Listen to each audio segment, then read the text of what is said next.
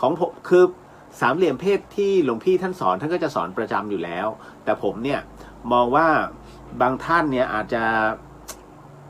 เหมือนอาจมองไม่เห็นหรือว่าอาจจะเข้าใจลำบากก็เลยวาดให้มันเป็นสี่เหลี่ยมซะนะฮะก็อย่างเช่นหัวท้ายก็คือชายกับหญิงถูกไหมฮะซ้ายกับขวาก็คือทอมกับกระเทยนะฮะแต่มันก็จะมีช่วงระหว่างกลางนะฮะเป็นผู้ชายแบบไหนผู้ชายเนี้ยบแบบเรโทรนะเนี้ยบจ๋าอะไรประมาณนี้มันก็จะเป็นตามภพชาติของมันนะครับเมื่อวานนี้นะฮะตามบุญด้วยแหละนะครับตามแรงอธิษฐาน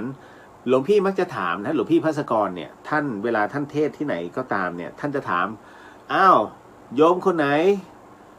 ที่ปฏิบัติธรรมอยู่ตอนนี้เหนื่อยกันไหมเนี่ยเป็นผู้หญิงเนี่ยเหนื่อยกันไหมทุกคนก็จะตอบเหนื่อยค่ะอ้าว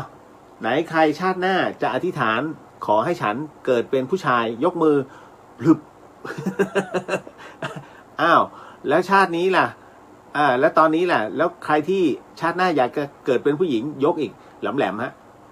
คำว่าแหลมแหลมในนั้นหนึ่งในนั้นมีผู้ชายอยู่ด้วย หลวงพี่ก็ตกใจเหตุการณ์นี้เกิดขึ้นที่ยุพุทธิกะสมาคมโอ้นานแล้วผมยังแอบฮาเลย ก็คือหลวงพี่ท่านเช็คอีกรอบไงคิดว่าโยมคนนั้นอาจจะแบบเหมือนกับคงจะไม่เข้าใจคำถามหลวงพี่ก็เลยบอกว่าหลวงพี่ภัสกรฮะเอามือลง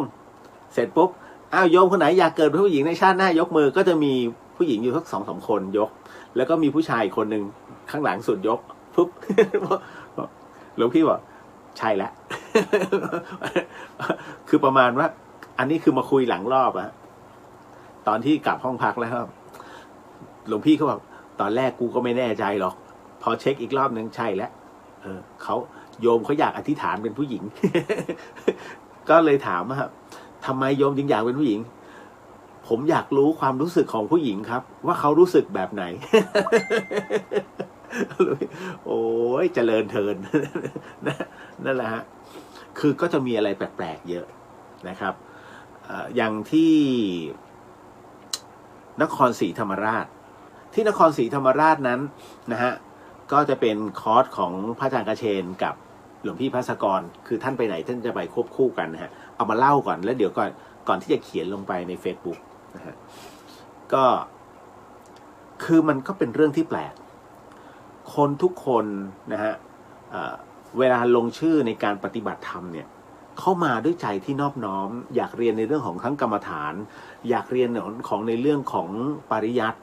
ซึ่งหาพระที่เทศในเรื่องของหรือว่าสอนในเรื่องของปริยัติอย่างแม่นยำอย่างหลวงพี่ภัสกรน่ะมีน้อยมากนะฮะคือถ้าสอนได้อย่างหลวงพี่ก็คือต้องแบบระดับแถวหน้าเลยนะคือมีไม่กี่รูปหรอกครับที่สามารถนะฮะเลยหลวงพี่ภัสกรไปอีกไม่ใช่ไม่มีนะฮะผมถือว่าครูบาอาจารย์มีนะฮะเพียงแต่ว่าก็ต้องดูว่าในส่วนของความแม่นยำในเรื่องของปริยัติท่านมากน้อยแค่ไหนแต่หลวงพี่ภัสกรแน่นอนที่สุดท่านคือ1 ใน 10พระนักเทศนะฮะของประเทศไทยแต่คราวนี้มันก็จะมีผู้คนหลากหลายที่เข้ามานะฮะมันมีทั้งประเภทจิตที่น้อมนะฮะน้อมเป็นอาการลิโกพร้อมที่จะนำมาปฏิบัตินะฮะ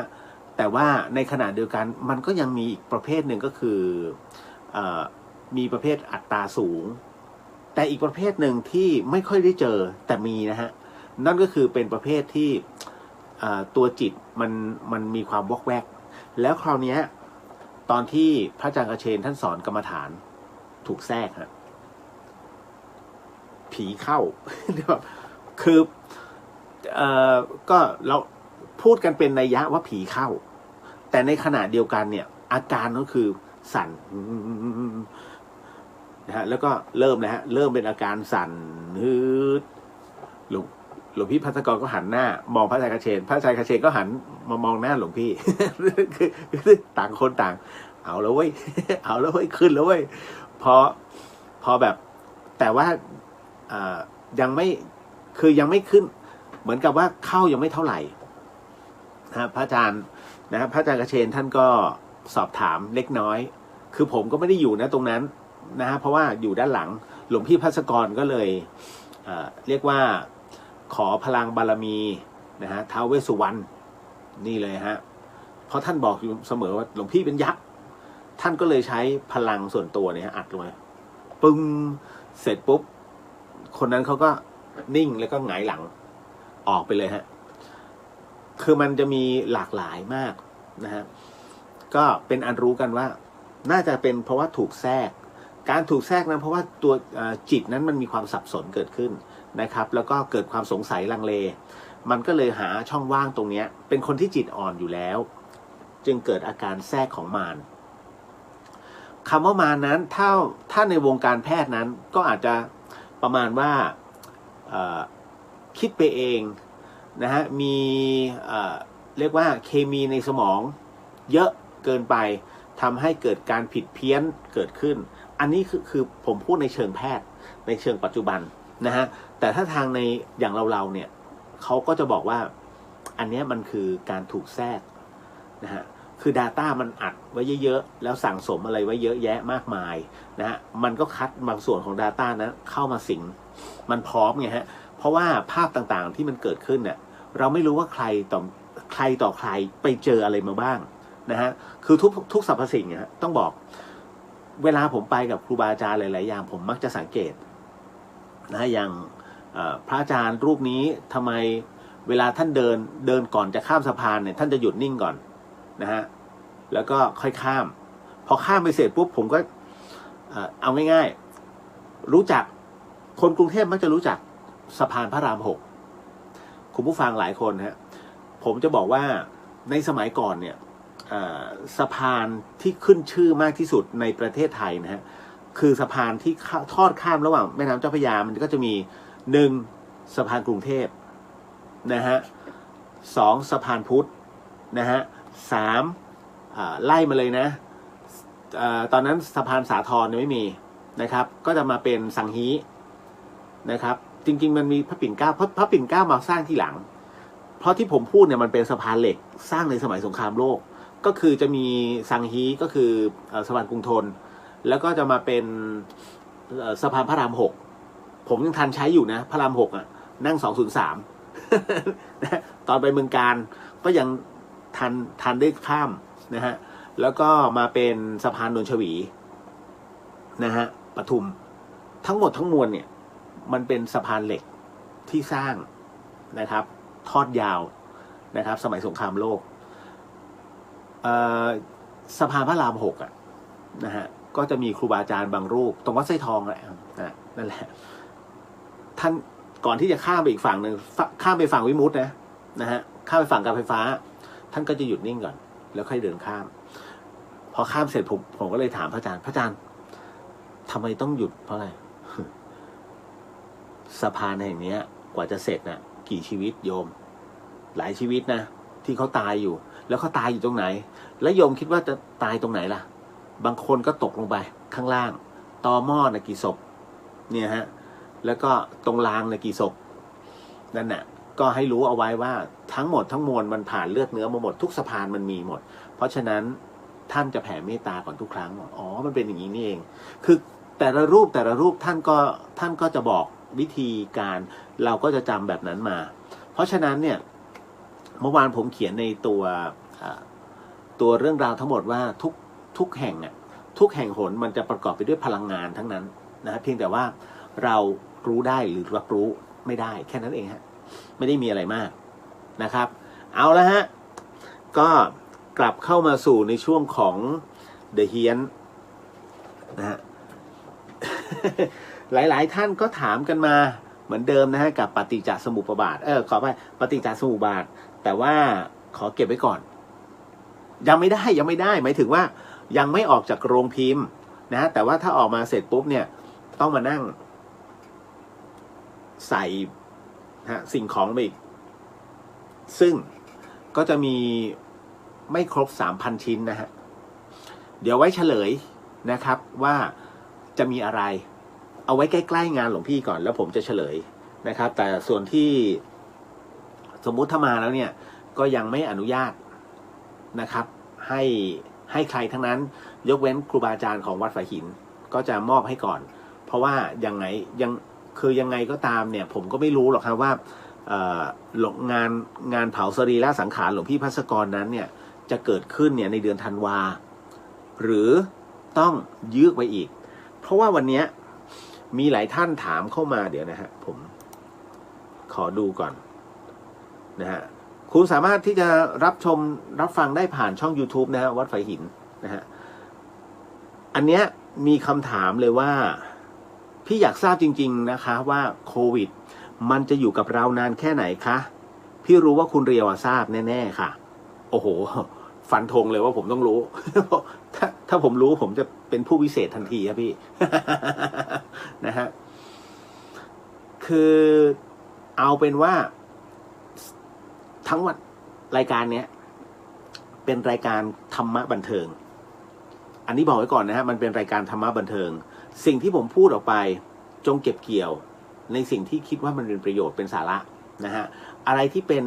มุกหยอดสนุกสนานนะครับเพื่อขัดเกลาเรียกว่าขัดทับไม่ให้มันน่าเบื่อนะครับอันนั้นก็ไม่ต้อง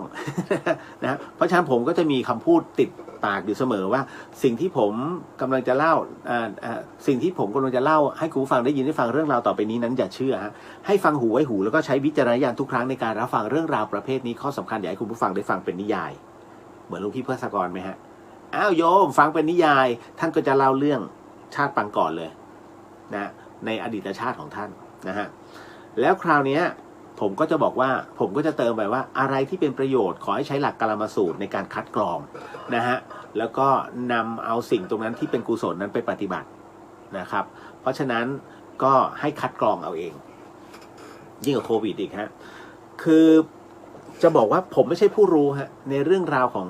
โรคโควิดนะฮะแต่มันจะอยู่กับเราอีกเอาการเลยทีเดียวฮะเอาการจนเราเครียดฮะ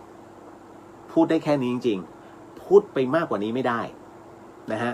แล้วมันไม่จบแค่นี้ยังนะครับที่สภาพัฒน์บอกว่าเราจะฟื้นได้เนี่ยในช่วงปลายปีถึงปีหน้าผมบอกเลยยังเดี๋ยวมาดูกันว่าเรียวกับสภาพัฒน์ใครจะเก่งกว่า นะฮะสภาพัฒนาเศรษฐกิจและสังคมเขามีหน้าที่ที่จะวางนะฮะในส่วนของ GDP ของประเทศนะครับแล้วผมก็จะบอกว่าเขายังอยู่ ไม่รู้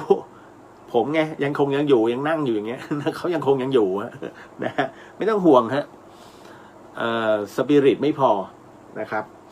แล้วก็ในขณะเดียวกันไม่เป็นไรมันจะอยู่ได้เพราะว่าเราช่วยกันเองคำว่าช่วยกันเองหมายถึงว่าเราคือเพื่อนมนุษย์ที่ช่วยเหลือซึ่งกันและกันประเทศไทยยังคงอยู่ฮะเพราะนี่คือประเทศไทยแต่คนนั้นถามว่ายังอยู่ไหมคนแม้จะทุกข์ใจแต่เขาเรียกว่าทุกสิ่งอันจะมีแสงสว่างที่ปลายอุโมงค์เมื่อมันถึงตรงนั้นแล้วเนี่ยทุกอย่างจะกลับมาเป็นปกตินะครับเพียงแต่ว่าอาจจะมีบางส่วนที่ไม่ปกติแค่นั้นเองพูดได้แค่นั้นนะครับ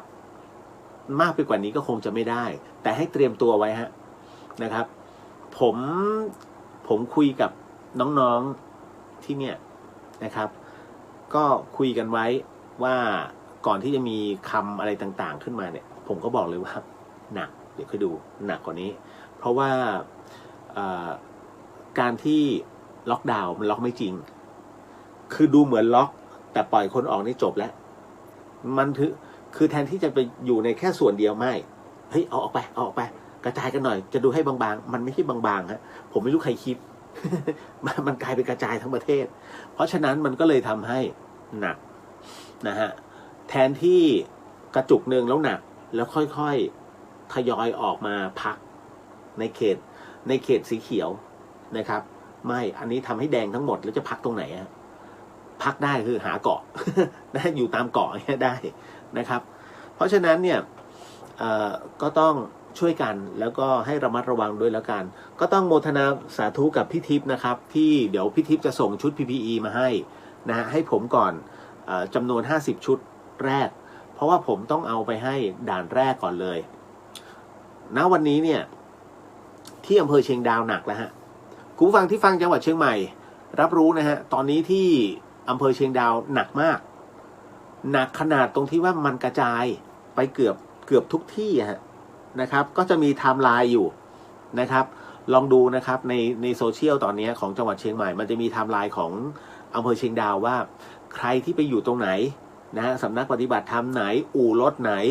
นะครับร้านอะไรต่อมีอะไรโดนหมดเลยนะครับแม้กับอะไรล่ะตลาดนัดก็โดนตลาดก็โดน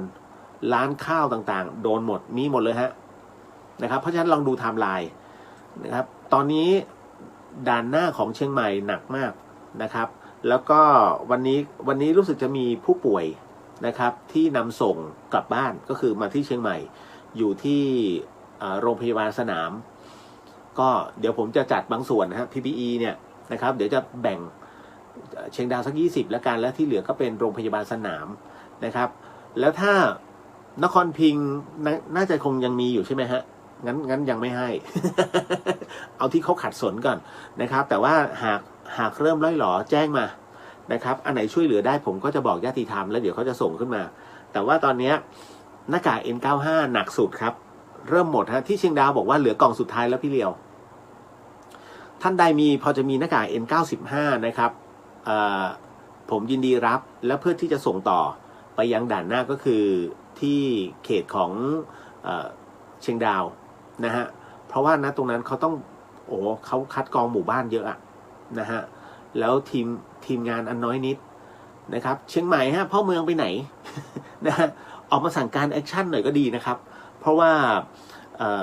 มันจะทำให้หลายๆคนอุ่นใจวันนี้ก็อีก60คนเมื่อวาน100กว่าใช่ไหมนะครับทำเป็นเล่นไปนะครับมันไม่ใช่เรื่องเล่นๆนะเพราะว่าถ้าหลุดมันหนึ่งก็จบเลยนะฮะเหมือนตากนี่จบเลยนะครับเอาละครับก็เลยบอกไว้ก่อนเนาะอันนี้บอกบูนผ่านมาส่วนของพี่ทิพย์เนี่ยพี่ทิพย์อยู่ในกลุ่มแพนด้านะฮะพี่ทิพย์ก็ขอส่งมาให้ผมแล้วก็จะให้ผมส่งไปที่วัดที่ปทุมแต่ว่าพระอาจารย์ท่านไม่รับสายผมก็เลยบอกว่างั้นเดี๋ยวผมจะติดต่ออีกที่หนึ่งก็คือวัดบรมสถนหรือว่าวัดดอนยานาวาซึ่งพระอาจารย์พระมหาอดิศักดิ์เนี่ยฮะซึ่งเป็นเจ้าอาวาสเนี่ยฮะท่านก็รับเพราะตอนนี้เผาศพวันละ8 ศพผมเชื่อมั่นว่าเตาเผาที่วัดบรมสถนเต็มที่ไม่น่าจะเกินอีก10 วันนะฮะแล้วก็พระสงฆ์ก็ช่วยกันตอนนี้ทุกวัดนะฮะพระมาทำหน้าที่แทนเจ้าหน้าที่มูลนิธิแทนเจ้าหน้าที่สัปเหร่อนะครับก็ต้องช่วยนะฮะเห็นไหมตอนนี้ทุกอย่างเพราะว่าเป็นไปตามที่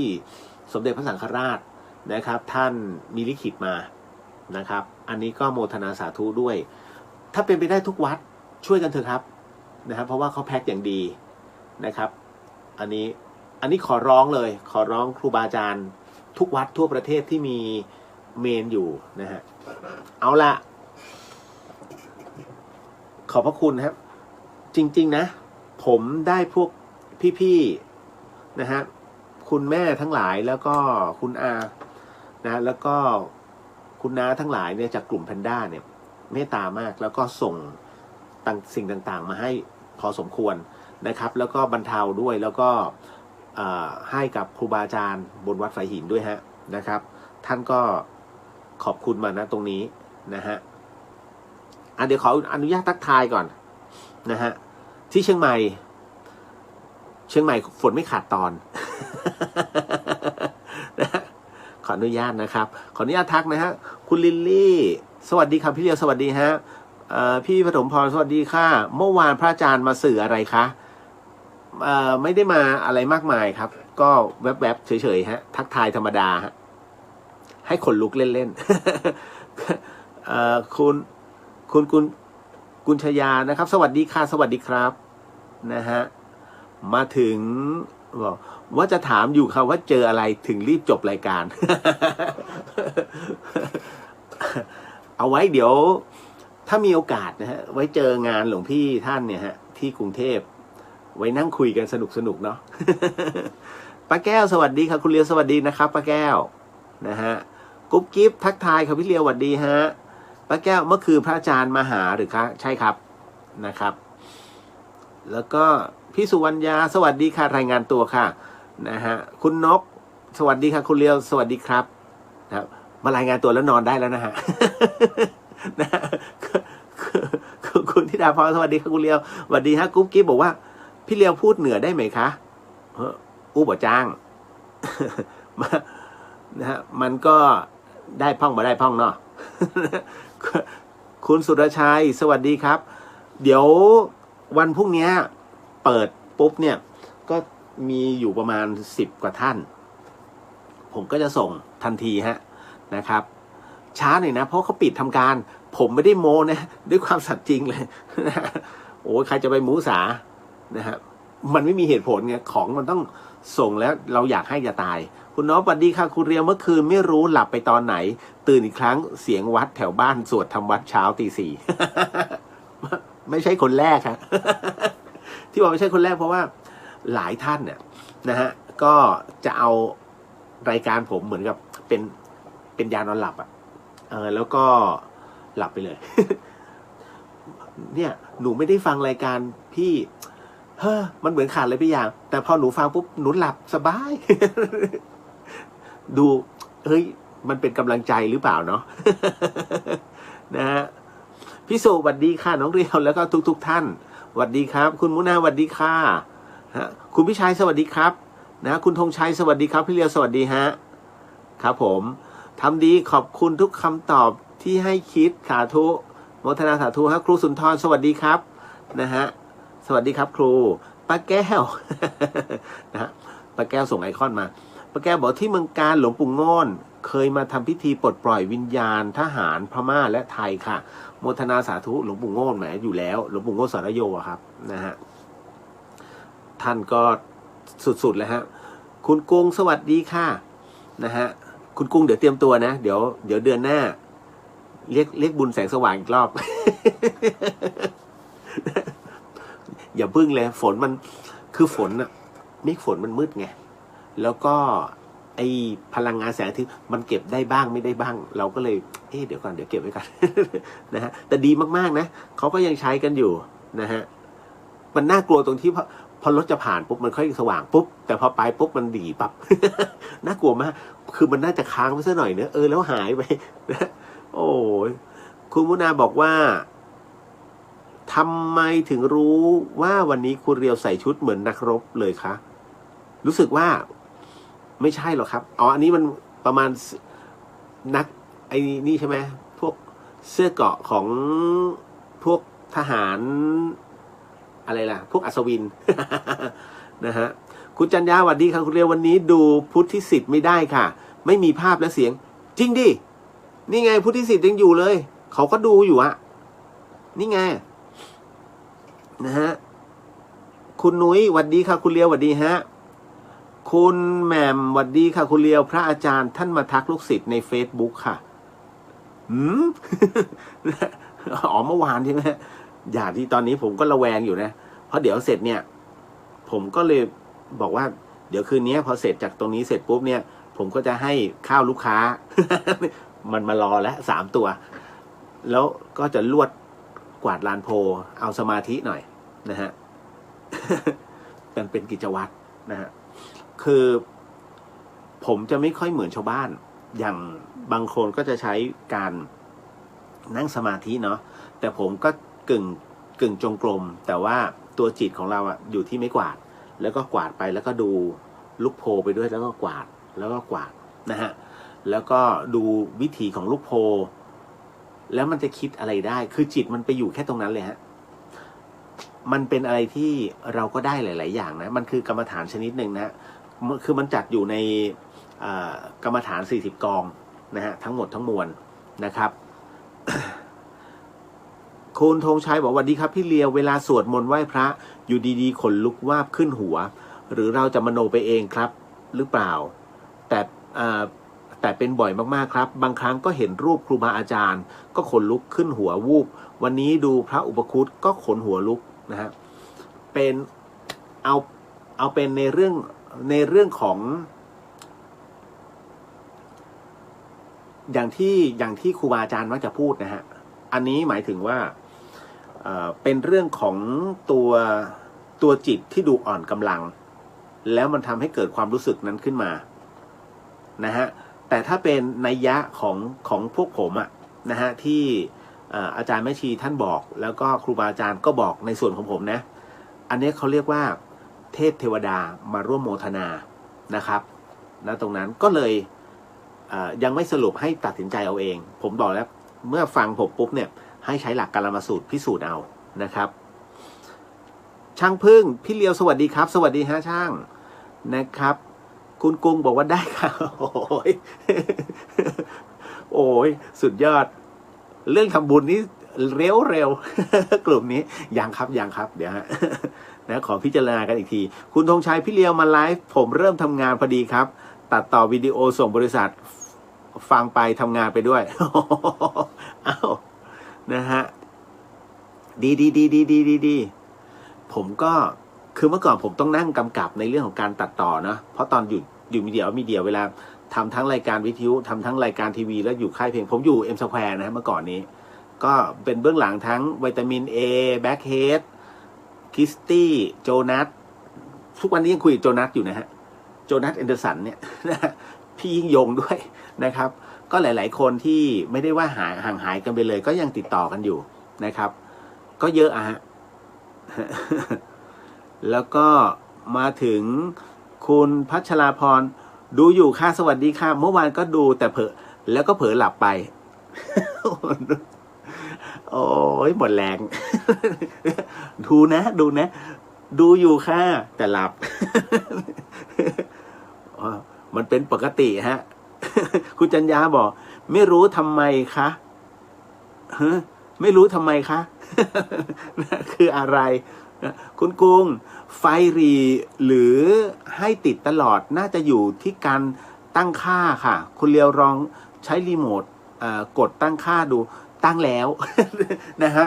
มันเป็นเพราะว่าน่าจะตัวฟ้ามันครึ้มมากกว่าคุณกุ้งแล้วพอฟ้ามันครึ้มคือมันครึ้มตลอดนะถ้าที่อื่นเนี่ยออกไปเนี่ยมันจะมีแดดบ้างแต่มันแปลกมากตรงเชิงดอยเนี่ยตั้งแต่บ้านเชิงดอยตั้งแต่ของฝายหินเป็นต้นไปจนถึงมช.นะฮะแล้วก็น่าจะกินไปถึงบริเวณกึ่งสีวัดศรีโสดาฟ้าจะครึ้มหมดแล้วแดดมันไม่ค่อยมีคุณเชื่อไหมตากผ้าที่เนี่ย2 วันกว่าจะแห้งต้องเอาไปอบฮะนี่เรื่องจริงนะ ผมพูดเรื่องจริงแต่เชียงใหม่ถ้าห่างออกไปเนี่ยอันนี้แดดเข้าถึงน่าจะเป็นเพราะเงาของดอยสุเทพมั้งที่บังหรือเปล่าไม่รู้นะแต่ว่ามันเก็บไม่ได้แล้วมันก็จะหลีแต่วันไหนที่แดดเปรี้ยงอันนี้สังเกตได้ว่าไฟเขาจะแรงก็คิดว่าน่าจะเป็นกรณีนี้มากกว่านะฮะคุณกุญชยาบอกเจอเหมือนกันบางที Facebook พระอาจารย์จะเด้งมาให้ดูโพสต์ใจจะวาบคิดถึงพระอาจารย์ทันทีค่ะเหมือนท่านมาสื่อมาสอนคิดให้กำลังใจตัวเองค่ะผมยังอยากได้รหัสเฟซหลวงพี่เลยฮะ เพราะว่าคือบางทีจะ forward ไปหาไปเข้าไปในเฟซหลวงพี่ก็กระไรอยู่นะฮะผมอันเนี้ยที่ผมพลาดไม่ได้ถามรหัสท่านไว้ แต่เคยถามอะไรสักอย่างเนี่ยแล้วผมถูกด่ากลับมามันเรื่องของกู โอเคจบผมเป็นคนที่ไม่ค่อยพูดซ้ำ นะฮะช่างพึ่งวันนี้วันหยุดฟังพระอาจารย์ทั้งวันเลยครับพระอาจารย์มาเทศให้ฟังครับโอ้โมทนาสาธุนะฮะดุดันต้องสไตล์ท่านแต่อย่าเบื่อนะฮะ นะฮะอันนี้บอกไว้ก่อนหลวงพี่ท่านมีอะไรที่คือถ้าอยากจะรู้เรื่องอะไรเนี่ยถามผมได้เกี่ยวกับหลวงพี่ท่านนะครับเพราะว่าด้วยเรื่องส่วนตัวซะส่วนใหญ่เนี่ยผมก็จะอยู่ใกล้ชิดท่านมาตลอดแหละเพียงแต่ว่าแม้จะอยู่มันจะมีระยะหลังที่อยู่กันคนละตึกผมก็จะรับผิดชอบตึกที่มีสตูดิโอคือตึกใหม่หลวงพี่ท่านก็จะอยู่ตึกเก่าแต่เมื่อก่อนเนี้ยผมเนี่ยตอนที่มาใหม่ๆไม่มีที่นอน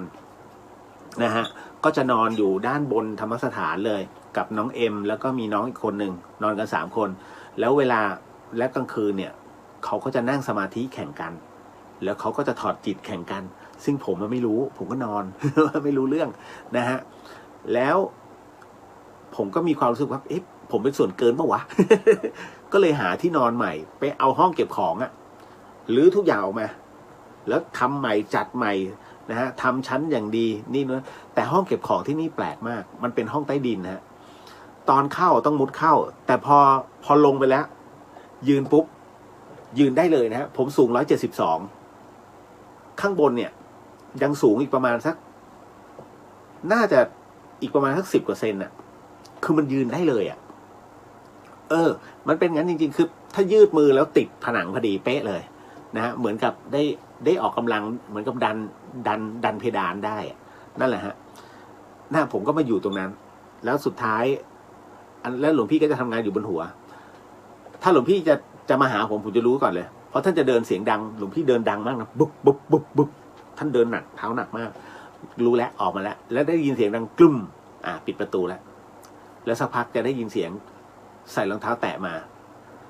สิ่งแรกที่เราจะรู้ว่าหลวงพี่จะใกล้มาที่ห้องเพราะว่าท่านจะทักหมาก่อน ไปพวกมึงไปไหนมานี่แล้วหมาก็จะหนี มันกลัวพระอาจารย์ภัสกรเพราะเวลาท่านเล่นท่านหมั่นเขี้ยว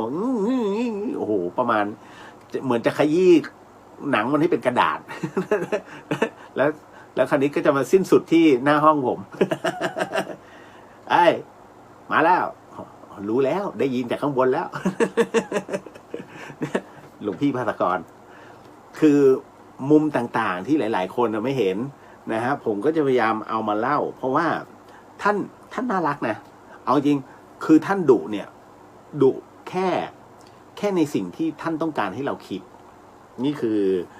อหลวงพี่ท่านจะมีเคล็ดลับหลายๆอย่างบางทีตามท่านไม่ทันหลวงพี่เนี่ยถือว่าเป็นปราชญ์ได้นะฮะพระอาจารย์ภัสกรภูริวัฒโนเนี่ยหาตัวจับยากมากเวลาทิ้งโจทย์เนี่ยโอ้คุณเอ๋ยปวดหัวนะฮะถ้าให้ยกตัวอย่างตอนนี้ไม่ทัน นึกไม่ทันแต่ว่าหลายอย่างอาคารหลังใหม่ตอนนั้นอาคารที่ผมอยู่เนี่ยนะฮะเวลาตอนที่จะสร้างเนี่ยท่านจะเดินมาดูตี 2ท่านก็จะเดินมาดูก่อนจะเดินขึ้นวัดท่านจะเดินมาดูผมก็จะออกมาทำอะไรหลวงพี่กูมาดูหน่อยทำไมใครจะมาเอาอะไรตอนนี้กูไม่ได้ดูใครจะมาเอาอะไรกูกำลังจะดูว่าตอนนี้มันเป็นอย่างเงี้ยและตอนที่มันเสร็จกูก็คงไม่เห็นภาพแบบนี้แล้วคือท่านกำลังจะบอกว่า เนี่ยคือปัจจุบันที่กำลังเป็นอยู่แล้วอนาคตที่มันก็กำลังจะดำเนินต่อไปแล้วท้ายที่สุดนะวันนี้อาคารหลังนี้ยังอยู่แต่ท่านไปแล้วท่านจบไปแล้วเพราะฉะนั้นมันก็คือข้อที่ท่านสอนคือกฎไตรลักษณ์การเกิดขึ้นตั้งอยู่และดับไปวันนี้ของยังอยู่แต่ตัวท่านดับแล้วนะฮะเพราะฉะนั้นเนี่ยทิ้งตรงนี้เอาไว้แต่เราเพิ่งจะมาคิดกันได้เมื่อไม่นานไงมันก็เลยรับรู้ว่าอ๋อเนี่ยหลวงพี่มักจะทิ้งอะไรไว้เยอะมากนะฮะหลวงพี่ภัสกรเนี่ยฮะเลี้ยงไก่หลวงพี่ภัสกรเลี้ยงไก่ตามท่านพุทธทาสนะครับหลวงพี่ภัสกรเลี้ยงปลานะฮะเอาไว้ดูนะครับท่านเลี้ยงสนุกสนานแต่เวลาเปลี่ยนน้ำมันเดือดร้อนโยมอ้าวพวกมึงเปลี่ยนน้ำป้าแม่บ้านเปลี่ยนน้ำเอาเนนเปลี่ยนน้ำ หลวงพี่ไม่เปลี่ยนนานๆท่านจะมาเปลี่ยนน้ำนะฮะ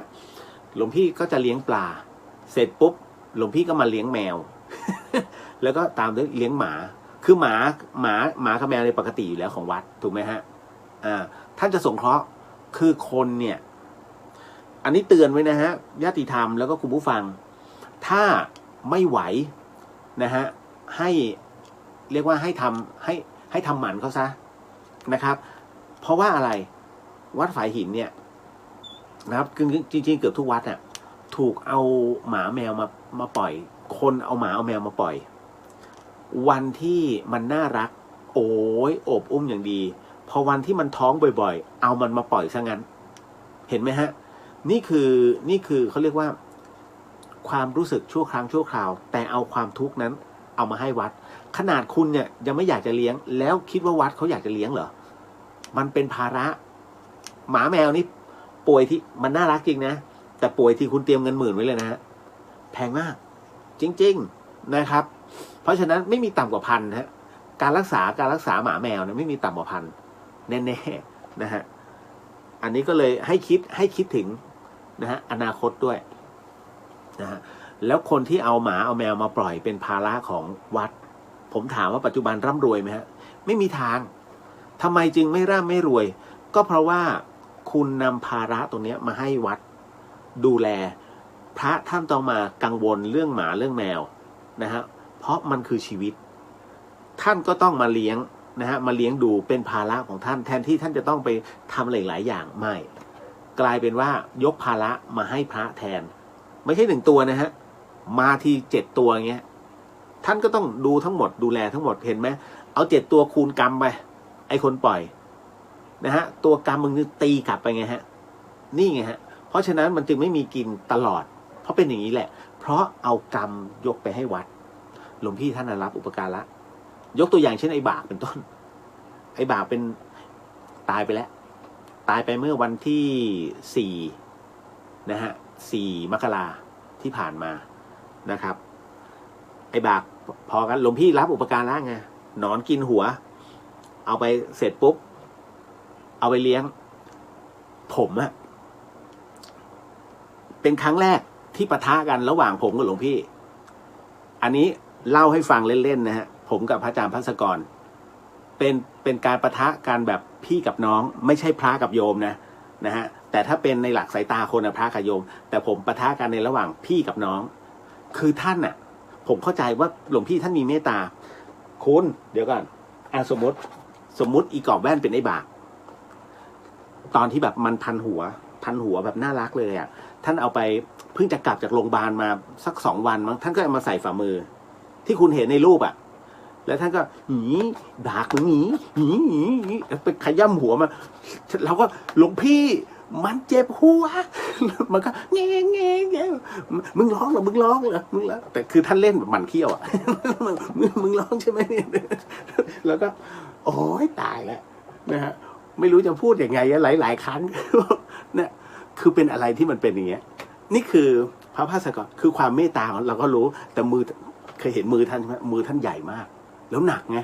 แล้วท่านไม่ประมาณกำลังอ่ะคือท่านคิดว่ามันเบาแต่สำหรับหมามันหนักแล้วมันลุกหมาไอ้บ่านี่มันก็เองหลวงพี่ครับ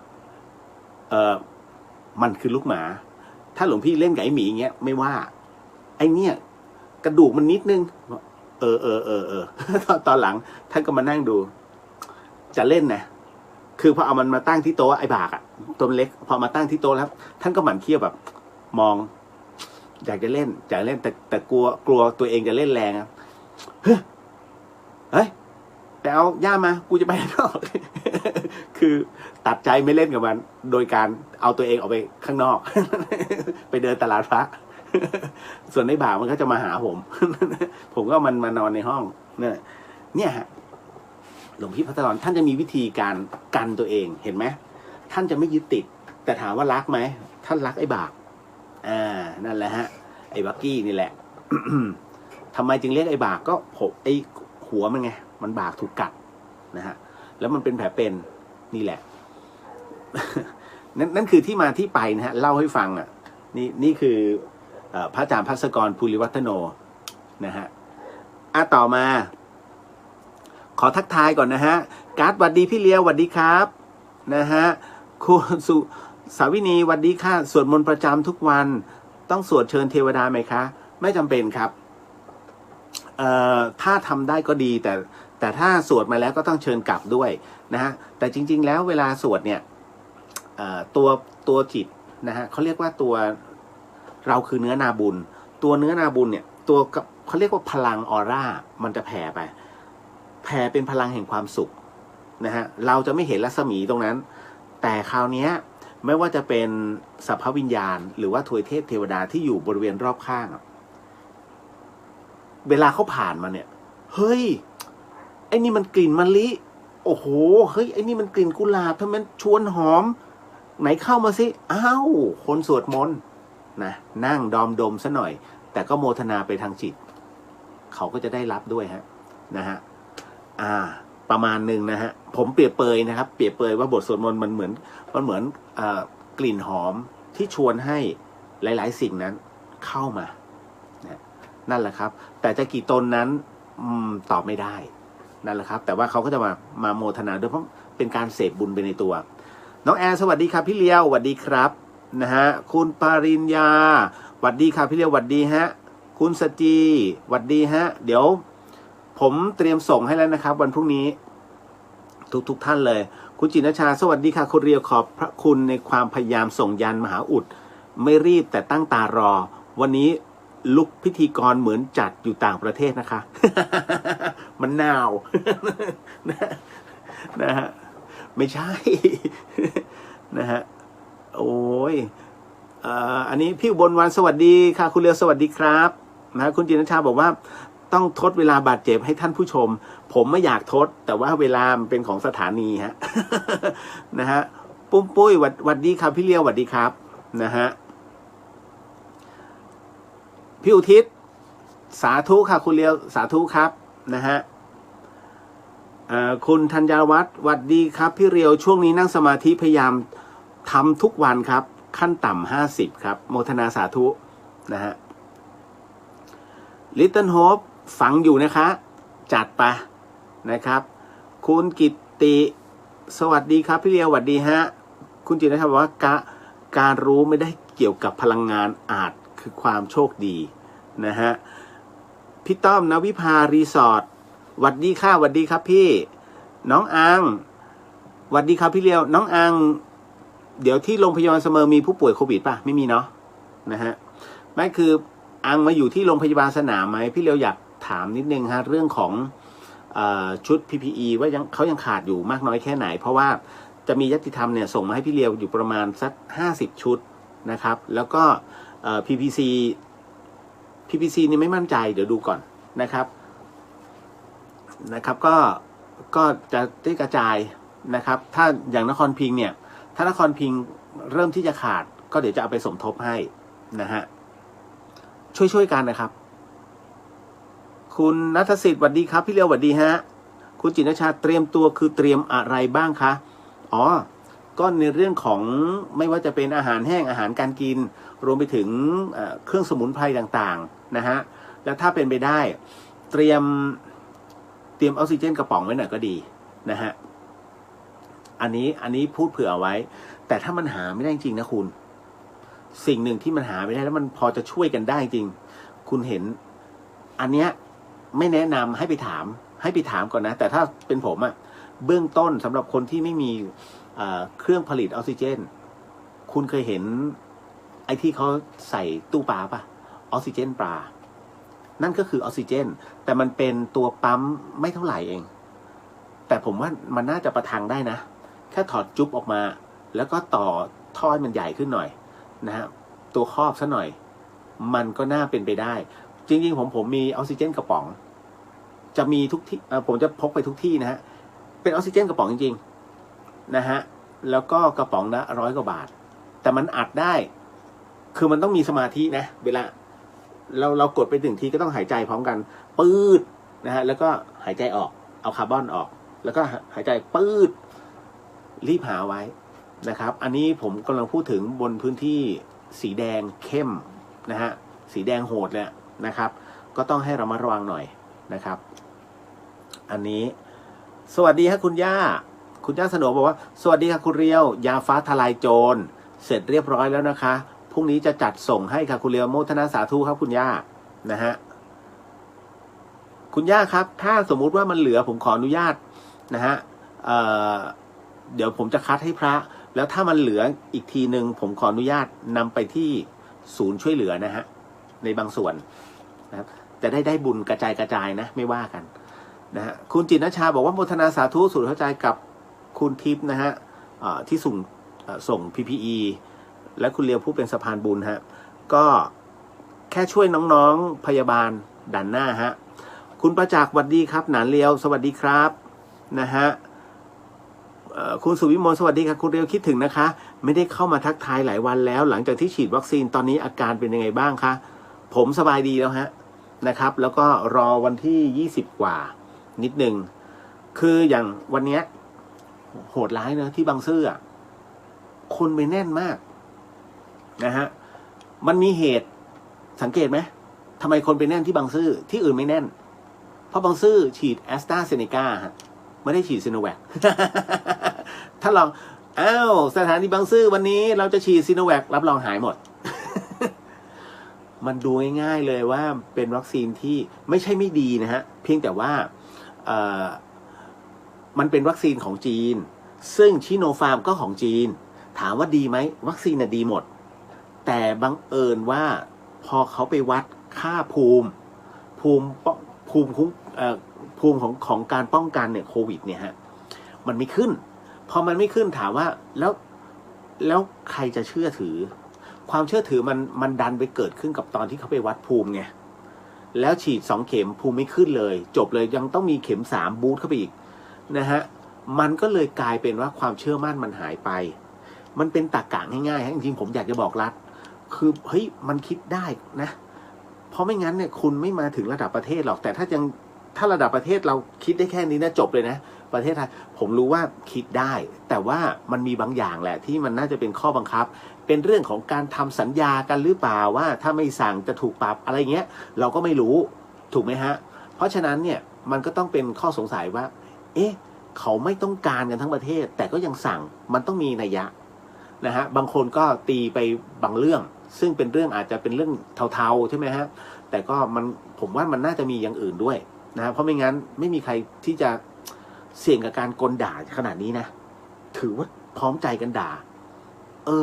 มันเป็นเรื่องที่แปลกนะฮะเพราะฉะนั้นอย่างดูได้ครับอย่างบางซื่อเนี่ยทำไมไปเพราะมันฉีดไงเพราะว่าแอสตราเซเนกากลายเป็นวัคซีนที่มีความเชื่อมั่นมากกว่า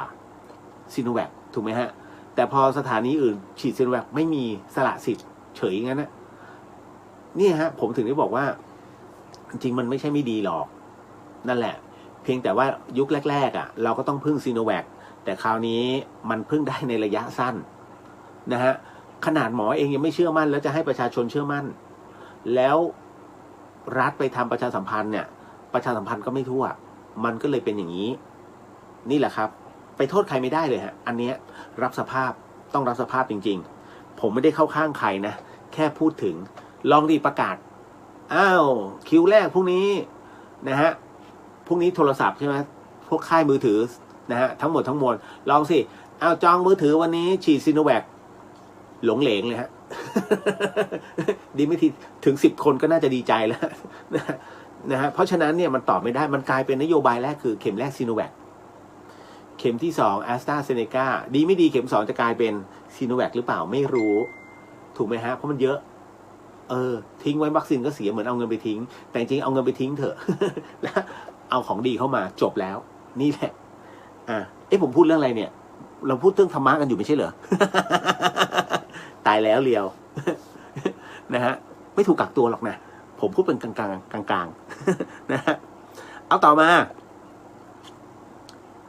มาถึงคุณพันลบย้อนเล่าเรื่องพระอาจารย์มาหาอีกครั้งได้ไหมครับ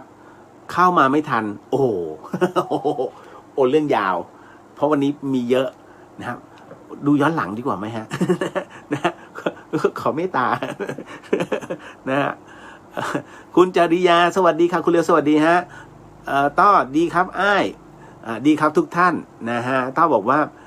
ใครคือวิตามินเอตายแล้วเมื่อก่อนนี้มันจะมีเพลงมองนานๆคนสวยต้องมองนานๆนั่นนะฮะเอาเพลงเซโลงังมาแต่งอุ๋ยศิริลักษณ์สวัสดีค่ะวันนี้ยังไม่หลับค่ะพรุ่งนี้ทำงานนะอุ๋ย นะฮะท่านบอกว่าทำพระสูตรบอกว่าสวัสดีครับพี่เรียวเมื่อวานเป็นยังไงบ้างครับไม่มีอะไรฮะก็เหตุการณ์ปกติครับท่าน นะสวัสดีฮะคุณไก่ลุงสวัสดีค่ะนะฮะคุณจินชาวว่าเดี๋ยวได้ขนลุกอีกนะคุณเลียว นินทาเผาขนอีกแล้วนะฮะหลวงพี่ไม่มาอะไรบ่อยๆ เหนื่อยท่าน นะฮะพูดถึงผมก็ยังไม่ได้เดี๋ยวดูว่าเดี๋ยวใส่บาตรอีกทีนะฮะตอนตื่นทันแล้วกันเอาช่วงแรมเพราะวันนี้มีคนถามเดี๋ยวผมตอบคำถามก่อนลุงกุ้งสวัสดีครับฟังอยู่เสาหินครับเสาหินวัดเสาหินใช่ไหมแล้วไปนึกว่าบ้านเสาหินนะฮะ อันนี้ติ๊กนะฮะติ๊กสวัสดีค่ะมีคนถามผมมาว่าเดี๋ยวนะอันหนึ่งเราชิมอาหารอันนี้คนไหนที่ชอบทำอาหารถวายพระฟังอันนี้ให้ดีนะฮะเขาถามมาว่าถ้าเราชิมอาหารก่อนถวายพระมันจะเป็นเดนไหมคะเพื่อจะได้ระวังในครั้งต่อไปขอบคุณค่ะนะฮะคือ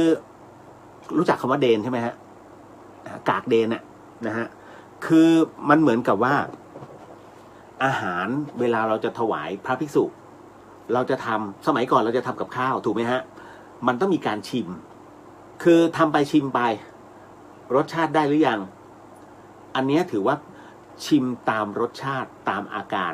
ไม่เป็นอะไรแต่ถ้าหากสมมุติว่าแหมถ้าจะอร่อยไหนลูกมาหน่อยสิแม่ถ้าชิมเป็นช้อนไม่เอาตักเป็นถ้วยถ้าตักเป็นถ้วยปุ๊บให้ลูกชิมอาหารที่ทำถือว่าเด่นเข้าใจใช่ไหมฮะเขาจะไม่นิยมเอาอาหารที่เหมือนกับว่าเหลือนะครับหรือว่าไม่ได้คัดแยกต่างหากเนี่ยนำถวายพระนะครับเพราะกลายเป็นว่ามันจะกลายเป็นว่าแม้ในความเข้าใจของเราว่านี่คือของเพิ่งทำแต่จริงๆแล้วมันกลายเป็นของเหลือเพราะ1 ถ้วยเนี่ยไม่ใช่ชิมแล้วที่นำไปให้นะครับเพราะฉะนั้นการชิมเขาเรียกว่าต้องใช้ตามความพอดีอันนี้หลายๆท่านยังไม่ทราบใช่ไหมฮะนะครับอันนี้บอกไว้ก่อนนะครับเพราะว่าการชิมอาหารให้ชิมตามความพอดีนะครับแต่ถ้าสมมุติว่ามีการตักแบ่งออกไปนะครับอันนี้ถวายพระแล้วจะตักที่หม้อเลยไม่มีปัญหาเพราะถูกแยกมาแล้วจะตักยังไงให้ลูกให้หลานไม่มีปัญหาฮะนะครับแต่ถ้าสมมุติว่าอย่างที่บอกพอตักออกมาเสร็จปุ๊บนะฮะเพื่อชิมไปพร้อมกับตักแบ่งออกมาอันนี้ได้ไหมถือว่าได้พร้อมๆกันนะถือว่าได้นะแต่ถ้ากินก่อนสัก1 นาทีเงี้ยเรียบร้อยอาหารที่ทำมาถือว่าเป็นเดนแล้วใส่บาตรไปได้ไหมได้บุญแห่ง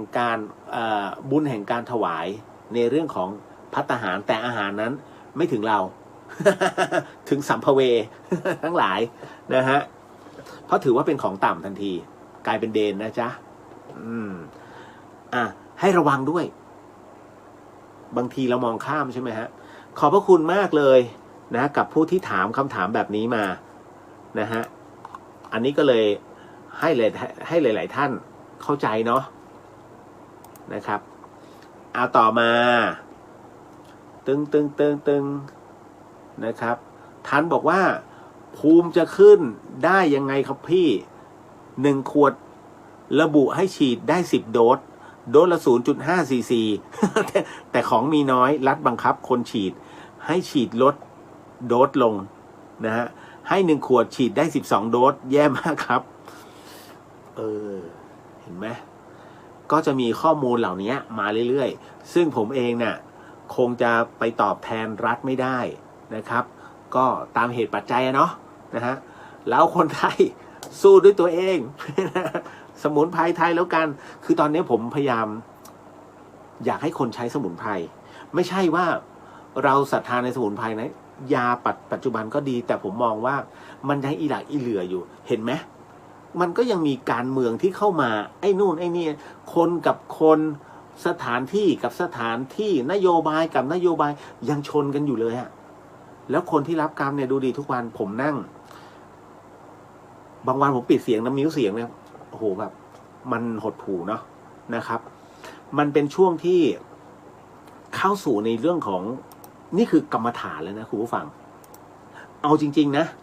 ถ้าพูดถึงเนี่ยทุกวันนี้หลายๆคนก็มีกรรมฐานพิจารณากรรมฐานอยู่ในตัวแต่ทุกคนไม่รู้ไงว่าอันนี้คือกรรมฐานงงไหมฮะคือกรรมฐานเนี่ยผมต้องบอกก่อนว่ากรรมฐานเนี่ยมันแบ่งเป็นหมวดนะฮะมันมีด้วยกัน7 หมวดเพราะว่ากรรมฐานมันมีด้วยกัน40 วิธีนะฮะแล้วในส่วนของอะไรนะในส่วนของการเป็นกรรมฐาน4 อย่างเนี่ยมันอยู่ในหมวดของพรหมวิหารฮะเมตตากรุณามุทิตาอุเบกขานี่ไง ตรงนี้ก็จัดอยู่ในพรหมวิหารจัดอยู่ในกรรมฐานนะแต่เราไม่เข้าใจก็คิดว่ามันคืออีกหนึ่งข้อไม่ใช่ฮะกสิณก็อยู่ในหมวดของกรรมฐานถูกไหมฮะกสิณทั้ง10เนี่ยทั้งหมดทั้งมวลไม่ว่าจะเป็นอะไรก็ตามฮะปฐวีอาโปนะฮะทั้งหมดเลยอยู่ในตัวของกรรมฐานแล้วจากนั้นที่เหลือก็จะจัดอยู่ในหมวดของอสุภะอสุภะนี้ก็จะอยู่อีก10นะฮะก็คืออสุภกรรมฐานการล้มหายตายจากนะวันนี้นี่คือจัดอยู่ในกรรมฐานด้วยนะฮะเพราะฉะนั้นวันนี้หนักครับถ้ามองเป็นระดับธรรมะคือมันเป็นธรรมะที่มันกินใจเราทุกคนแต่ถ้ามองเป็นกรรมฐานนี่คืออสุภกรรมฐานที่เรามองเห็นแล้วมันต้องปรงนะฮะเพราะฉะนั้นเนี่ยมันขึ้นอยู่กับตอนนี้ตัวจิตเราจะไปจับอะไรเป็นหลักนั่นเองก็ฝากเอาไว้ทั้งหมดคือบทเรียนหมดเลยนะคุณผู้ฟังต่อมานะฮะคุณย่าสโนบอกว่าตามอัธยาศัยเลยนะคะคุณเลียวส่งมาได้อีกนะคะโมทนาสาธุได้ยินเสียงหมาหอนไหมเอาแล้วโอ้โหมันหอนถ้านั่งข้างนอกครับขนลุกแน่ๆถ้านั่งลานโพขนลุกมีขนลุกเอาการครับรัตติมาพัฒน์ที่บ้านจะตักแบ่งไว้ก่อนค่ะโมทนาสาธุฮะนะครับดีแล้วคือบางคนไงคือบางคนเผลอแล้วลูกจะไปโรงเรียนอย่างเงี้ยหรือว่าสามีจะไปทำงานเงี้ยตักลืมตักให้พระแต่ตักให้สามีใส่ปิ่นโตปึ๊บไปสุดก็ใส่กล่องข้าวเรียบร้อยเลยอาหารนั้นเป็นเดนทันที มีเยอะนะครับ คือบางทีเขาลืมไงฮะคุณธงชัยพี่เลียวครับขอถามเรื่องการที่พระท่านทำอาบัติอย่างไรถึงได้เป็นเปรตได้บ้างครับเช่นกินข้าวเย็นกินเหล้าหรือผิดกาเมใช้เงินวัดไปให้ครอบครัวยังมีข้ออื่นอีกไหมฮะทุกสิ่งอันที่ยึดเป็นของตนนะฮะทั้งหมดทั้งมวลน่ะเป็นเปรตหมดเลยนะฮะของกูนะฮะตัวกูของกูเรียบร้อยหมดเลยฮะนะฮะห้ามยึดนะแม้กระทั่งตรงนี้ฉันสร้างเอาไว้เรื่องราวตรงนี้เหมือนเดิมนะฮะสิ่งที่ผมกำลังจะเล่าต่อไปนี้อย่าเชื่อให้ฟังเป็นนิยายฮะฟังหูไว้หูคือมีพระรูปหนึ่งนะครับพยายามอยากจะสร้างเจดีย์นะฮะให้ใหญ่นะครับจากอันเดิมท่านก็พยายามจะสร้างครอบปรากฏว่าพอสร้างไปได้ครึ่งองค์มรณภาพ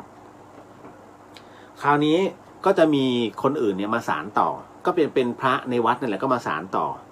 แต่พอตกกลางคืนปุ๊บนะครับพระทุกวัดเนี่ยนะพระทั้งวัดเลยนะฮะตอนที่หลังจากทำวัดเย็นเสร็จปุ๊บเนี่ยก็จะเดินกลับกุฏิเดินกลับประมาณ4 ทุ่มก็จะเหลือพระอยู่รูปหนึ่งฮะพระรูปนี้คอยปิดประตูวิหารตึงนะฮะแล้วก็ค่อยๆเดินตอนที่ท่านเดินกลับไปเนี่ยท่านได้ยินเสียงก๊อกก๊อกก๊อกก๊อกท่านก็เลยหันไปดูฮะนะฮะเพราะเสียงมันมาจากตรงเจดีย์ที่กำลังสร้างไม่เสร็จที่ยังสร้างครอบอยู่แต่ยังสร้างไม่เสร็จพอหันไปปรากฏว่าเห็นเป็นคนผอมๆสูงมากนะฮะใส่แค่อังสะใส่แค่ผ้าน้ำฝนแล้วก็อังสะพาดนะฮะแล้วก็อีกมือหนึ่งก็พยายามลูบนะฮะแล้วก็คือเอาอิฐมาวางก่อแต่อิฐนั้นเป็นอิฐทิพย์นะฮะคือเป็นอิฐสมมุติน่ะมันไม่ใช่อิฐแห่งความจริงอ่ะนะฮะเอามาวางตึบนะฮะท่านรีบจำกับกุฏินะฮะวันรุ่งขึ้นตอนทำวัดเช้าตอนจะเข้าพอสวดทำวัดเช้าเสร็จเจ้าอาวาสท่านลงก่อนจะเข้ากรรมฐานทั้งวัดหลวงพี่รูปเนี้ยก็เลยเรียนถามท่านเจ้าอาวาสก็เลยนั่งคือหลับตานิดนึงเรื่องบางเรื่องท่านจะไม่พูดนะพระท่านเนี่ยผมบอกเลยว่าพระท่านรู้ ฝึกกรรมฐานกันทั้งวันทั้งคืนมีเหรอและเรามาฝึกกันเล็กๆน้อยๆโอ้เห็นนั่นเห็นนี่บางคนเป็นผู้วิเศษเห็นไหมฮะที่ผมบอกโอ้วิเศษกันจังเลยแต่พระท่านทำไมไม่พูดท่านรู้แต่ท่านพูดเฉพาะภายในพอพระอาจารย์ท่านก็นั่งหลับตาแป๊บหนึ่งแล้วก็ลืมตามาก็บอกโอ้เจ้าของเขามาเจ้าของเขายังยึดติดอยู่นะฮะวันรู้สึกว่าท่านจะปล่อยให้เป็นอย่างนั้นก่อนจนกระทั่งขึ้น15 ค่ำขึ้น15 ค่ำของอีก1 เดือนท่านก็เลยท่านเจ้าอาวาสก็เลยขอปิดวิหารเองพอปิดวิหารเองเสร็จปุ๊บเนี่ยคือตรงนั้นเนี่ยทุกคนจะรู้แล้วว่าวันนี้ท่านเจ้าอาวาสจะปล่อยเหมือนพยายามจะต่อรองกับเปรตหลวงพ่อเธอกลับเข้ามานะฮะคือเดินผ่านแล้วแต่หลวงพ่อไม่ได้ยินเสียงนะฮะจนกระทั่งหลวงพ่อเข้ากุฏิเสร็จปุ๊บหลวงพี่รูปเดิมก็เดินมาบอกหลวงพ่อครับมาแล้วครับก๊อบแก๊บก๊อบแก๊บหลวงพ่อก็เลยดูแต่หลวงพ่อไม่เห็นแต่หลวงพี่รู้ยังเห็นบอกหลวงพ่อก็เลยถามยังอยู่ป่ะอยู่ครับน่ะยังก่อกันอยู่เลยท่านก็เลยหลับตาพอหลับตาปุ๊บหลวงพ่อเห็นหลวงพ่อก็เลยบอกพูดไปโอ้ยพอเถอะนะอันนี้ก็ปล่อยเป็นหน้าที่ของคนรุ่นใหม่เขาทำเดี๋ยวก็เสร็จอย่าไปยึดนะฮะท่านทำไว้ดีแล้วนะปล่อยให้มันเป็นไปตามเหตุของมันนะฮะวางอุเบกขาซะไปตามทางของท่านแล้วจากวันนั้นเป็นต้นมาฮะไม่มีเปรตอีกเลยเพราะท่านไปยึดคือท่านอยากจะสร้างให้เสร็จแล้วท่านไปยึดว่าเงินก้อนแรกที่อิฐที่มันถูกก่อขึ้นมาเป็นเจดีย์เนี่ยที่ครอบเจดีย์องค์เก่าเนี่ยมันคือเงินท่านเพราะฉะนั้นเมื่อเป็นเงินท่านเจดีย์นี้ควรจะเป็นของท่านเห็นไหมพอถึงตรงนั้นเสร็จปุ๊บเนี่ยตายก่อนไงพอตายก่อนแล้วไม่วางอุเบกขาก็เรียบร้อยไงมันจดจ่อฉันก็ต้องมาเป็นเปรตหวงนี่แหละพื้นที่นะฮะมันก็เป็นอีกหนึ่งเรื่องราวเอามาเล่าให้ฟังนะฮะเอามาเล่าให้ฟังนะครับ ไม่ต้องไปยึดมันนะฮะคุณพักพรบอกว่าสวัสดีครับคุณเรียวสวัสดีฮะคุณมุนาหลวงพี่คงอยากมาดูคุณเรียวตอบคำถามมั้งคะท่านคงอยากมีส่วนร่วมและคงคิดถึงพวกเราไม่เป็นไรครับช่วงนี้ อย่าคิดถึงทุกวันนะฮะต้องมาอยู่ตรงนี้นะบางทีมันก็ระแวงนะผมก็นะฮะต่อมานะครับคือบางครั้งมันก็มีนะฮะในเรื่องของหวาดเดี๋ยวนะคุณกุ้งบอกว่ากับข้าวที่ร้านข้าวแกงที่เราตักขายคนอื่นไปก่อนหน้าแล้วเรายังสามารถซื้อมาใส่บาตรได้ไหมคะคือถ้าเป็นร้านขายข้าวอะไรพวกนี้ฮะข้าวแกงเลยพวกนี้นะฮะจริงๆแล้วถามว่าได้ไหมถ้าเขาตักไว้ก่อนหน้านั้นไม่มีปัญหาแต่ถ้าตักขายคนด้วยขายแล้วก็ให้พระด้วยถือว่าเป็นเดนฮะอันนั้นคือแต่ว่าเขาไม่รู้ไงก็ถ้าท่านมีไว้แค่ประทังนะฮะมีใส่ก็โอเคโมทนาไปนะครับต่อมาเมื่อคืนได้ยินพี่เลียวพูดเรื่องไม้มงคลหนูควรจะปลูกอะไรดีครับพี่เลียวขอเป็นไกด์สัก4-5 ชนิดพอ ผมไม่ได้พูดถึงไม้มงคลเลยผมพูดถึงไม้ด่างใช่ไหมบอกเดี๋ยวนี้เขานิยมกันพวกไม้ด่างเนี้ยแล้วคือทั้งหมดเนี่ยพอได้มาคนทุกคนมักจะเป็นว่าอะไรที่ยังไม่ได้ขอให้ฉันได้แต่เมื่อได้มาแล้วกูเบื่อ นะคุ้นไหมฮะเมื่อได้เพราะเราได้ในสิ่งที่เราต้องการได้แล้วมันคือการสนองความอยากดังนั้นนี่แหละสิ่งนี้แหละนะความอยากนะฮะมันคือตัวการสำคัญที่ทำให้คนนั้นทะเลาะกันเพราะเรื่องเงินทำไมจึงท่านทะเลาะกันเรื่องเงินมันเกี่ยวกันเหรอใช่เพราะเงินนั้นมันสามารถบันดาลทุกสิ่งที่เราต้องการได้ถูกไหมฮะยืมรถเอาไปเลย แต่อย่ามายืมเงินไม่ได้เคืองเพราะอะไรเพราะว่าเงินแม้500 บาทดูเหมือนน้อยแต่ถ้า500 บาทมันมาหลุดจากกระเป๋าฉันแล้วมันมีชาแนลนัมเบอร์5ขวดนี้มันพอดีเงินในกระเป๋าฉันเคือง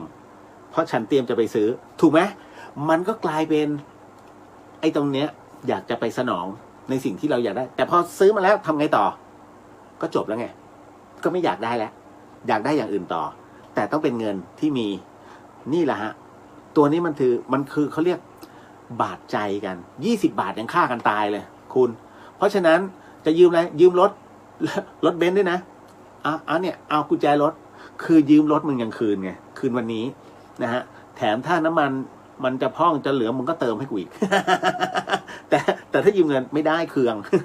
ไม่ได้50 บาทก็เคือง นี่คือเรานะฮะเพราะฉะนั้นเนี่ยเวลาเช็คอ่ะมันเช็คได้เลยว่ากำลังใจถึงหรือเปล่านะครับแต่อย่าทำ อันนี้บอกไว้ก่อนพี่เลวไม่ได้พูดถึงในเรื่องของไม้มงคลแต่ถ้าอยากจะปลูกไม้มงคลจริงๆเนี่ยสำหรับผมนะอย่างพวกถ้าเป็นพื้นบ้านก่อนถ้าพื้นบ้านก็มะยมมะขามบางคนบอกให้ปลูกขนุนคุณอย่าได้ปลูกนะขนุนนี่ถ้าปลูกต้องปลูกกลางบ้านให้มันมีเนื้อที่ถ้าคุณปลูกริมรั้วพังฮะถ้ามันโตขึ้นเมื่อไหร่พังนะฮะรากขนุนนี่มันไปเหมือนโอ้โหคุณเอ้ยพอรากโพรากไทรท่านใดที่บอกโอ้ขนุนหนุนนำจ้า นะฮะพังมาหลายหลังแล้วนะฮะกำแพงก็ถูกรากขนุนซ้อไปไม่รู้กี่หลังต่อกี่หลังแล้วเพราะฉะนั้นถ้าจะปลูกขนุนคิดดีๆแล้วแมลงปีกทองเยอะเวลาขนุนมันแตกอ่ะโอ้โหคุณเอ้ยสุดหนอนจะเต็มเลยฮะเพราะฉะนั้นขนุนเนี่ยชื่อมันดีแต่ให้คิดก่อนควรจะปลูกตรงไหนก็ถ้ามีสวนปลูกสวนดีกว่านะฮะแล้วก็อะไรอีกล่ะที่ควรจะปลูกพวกใบเงินใบทองใบนาคนะฮะปลูกดีแล้วก็อย่าไปปลูกสัตบันนะหรือว่าตีนเป็ดพังเหมือนกันนะฮะรั้วพังแล้วตัวเกสรสัตบันถ้าคุณแพ้นี่เข้าโรงพยาบาลเลยนะฮะถึงจะเข้าโรงพยาบาลนะฮะ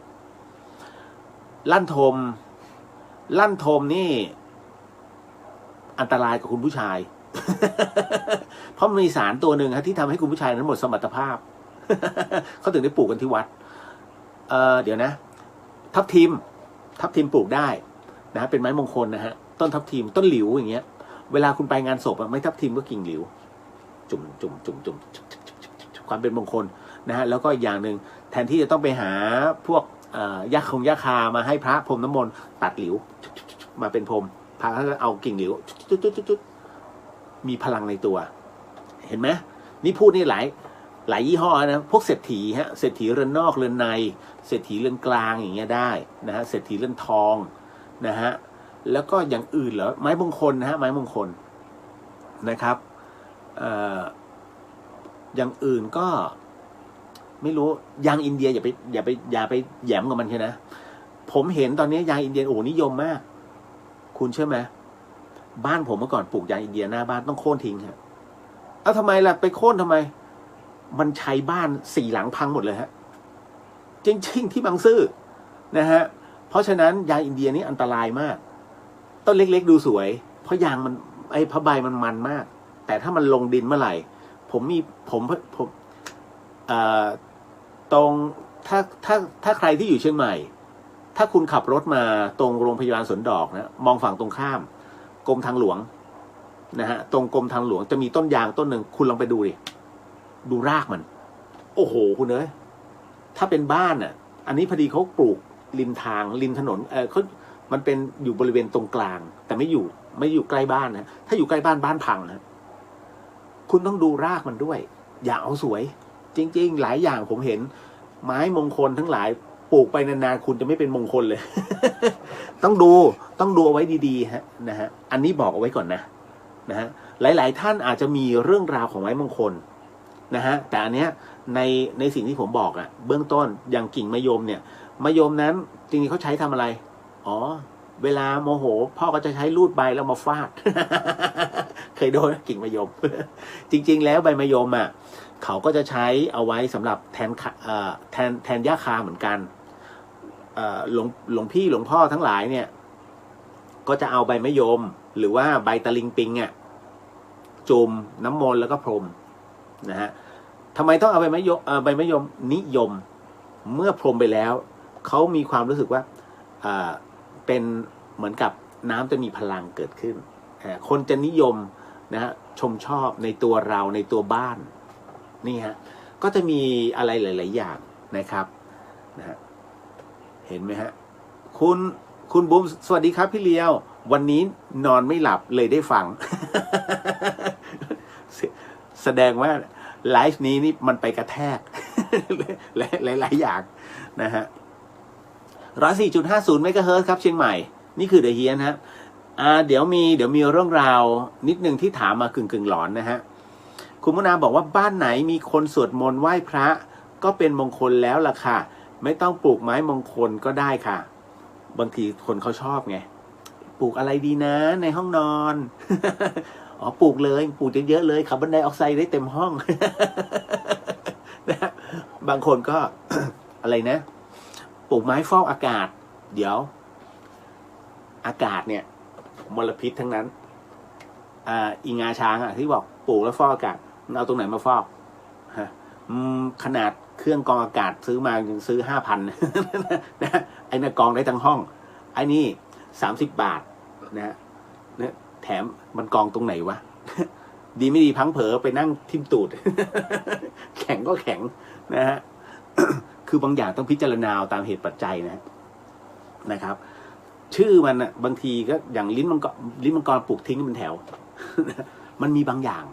นะที่มันเป็นสมัยนิยมอย่างที่ผมบอกนะครับอ้าวมาเรื่องราวตรงนี้มั่งที่ถามเอาไว้นะฮะที่ถามแล้วค้างแล้วผมหมกเอาไว้เป็นการบ้านจำได้ไหมครับเมื่ออาทิตย์ที่แล้วสัปดาห์ที่แล้วถ้าจำไม่ผิดนะฮะยังไม่ค่อยเข้าใจกับคำถามนี้ฮะยังไม่ค่อยเข้าใจจากการที่เคยได้ยินพระท่านเทศว่าคนเราหากถึงที่ตายมันก็ไม่ตายแล้วคราวนี้ น้องที่ทำงานเนี่ยปรากฏว่าเขาตายเพราะหัวใจวายที่สวนหน้าออฟฟิศจำคำถามนี้ได้ใช่ไหมฮะเนี่ยที่เขาถามไว้แสดงว่าหน้าออฟฟิศคือที่ตายเขาหรือคะทั้งที่ทุกวันเราก็จะเดินผ่าน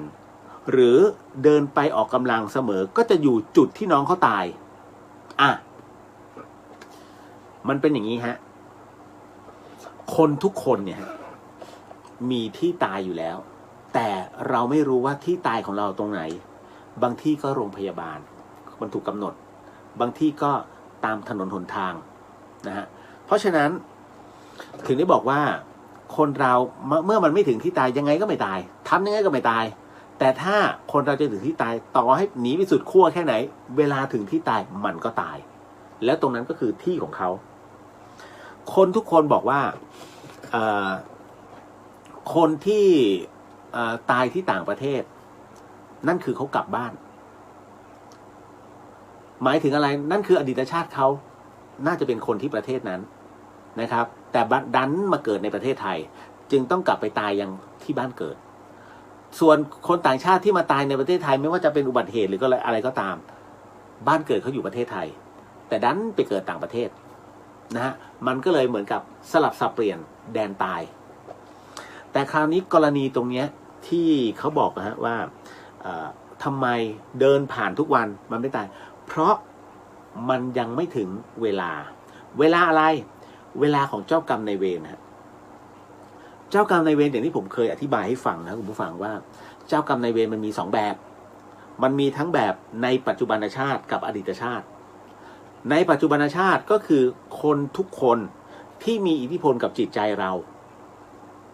นะฮะไม่ว่าจะเป็นลูกผัวตัวเมียนะฮะเพื่อนฝูงอะไรก็ตามที่เรากำลังคุยกันอยู่เธอนี่คุยกันทุกวันเลยวันหนึ่งไม่คุยเดินหนีเฮ้ยเป็นอะไรนะฮะแล้วคุณนอนไม่ได้เลยนอนไม่หลับเลยนะฮะพยายามโทรเพื่อนไม่รับสายจนกระทั่งมีโอกาสเจอ เดี๋ยวมาเคลียร์กันก่อนเป็นเพราะอะไรเนี่ยฉันนอนไม่หลับเลยเนี่ยอาทิตย์หนึ่งแล้วเนี่ยฉันนอนไม่หลับจริงแสดงว่าคนคนนี้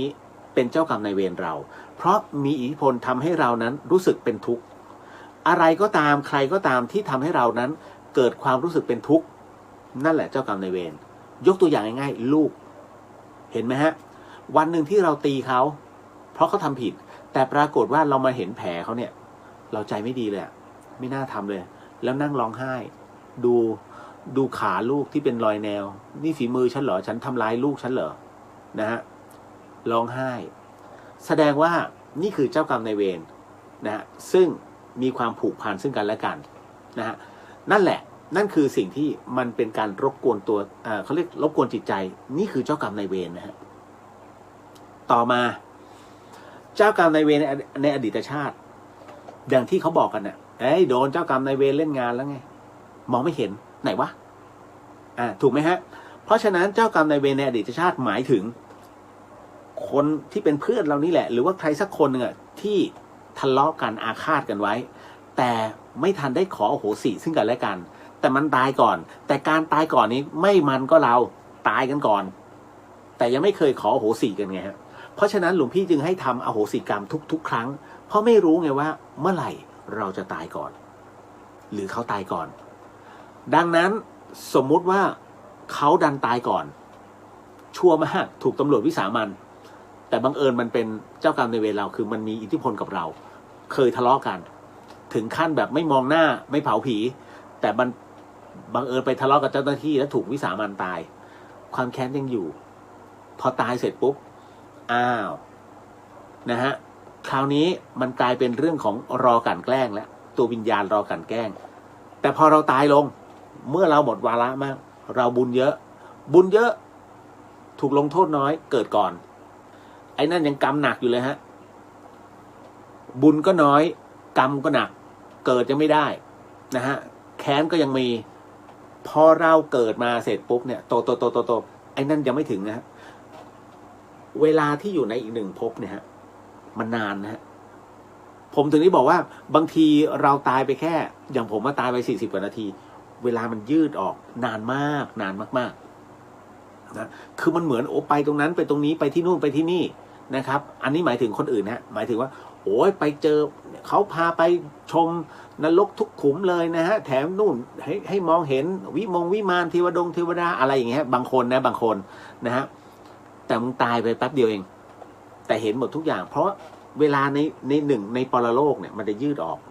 มันจะดูนานเราเกิดมาแล้วมันก็ยังรับกรรมอยู่ตรงนั้นจนกระทั่งวันหนึ่งที่มันหลุดจากบ่วงตรงนั้นมาแล้วมาตรงไหน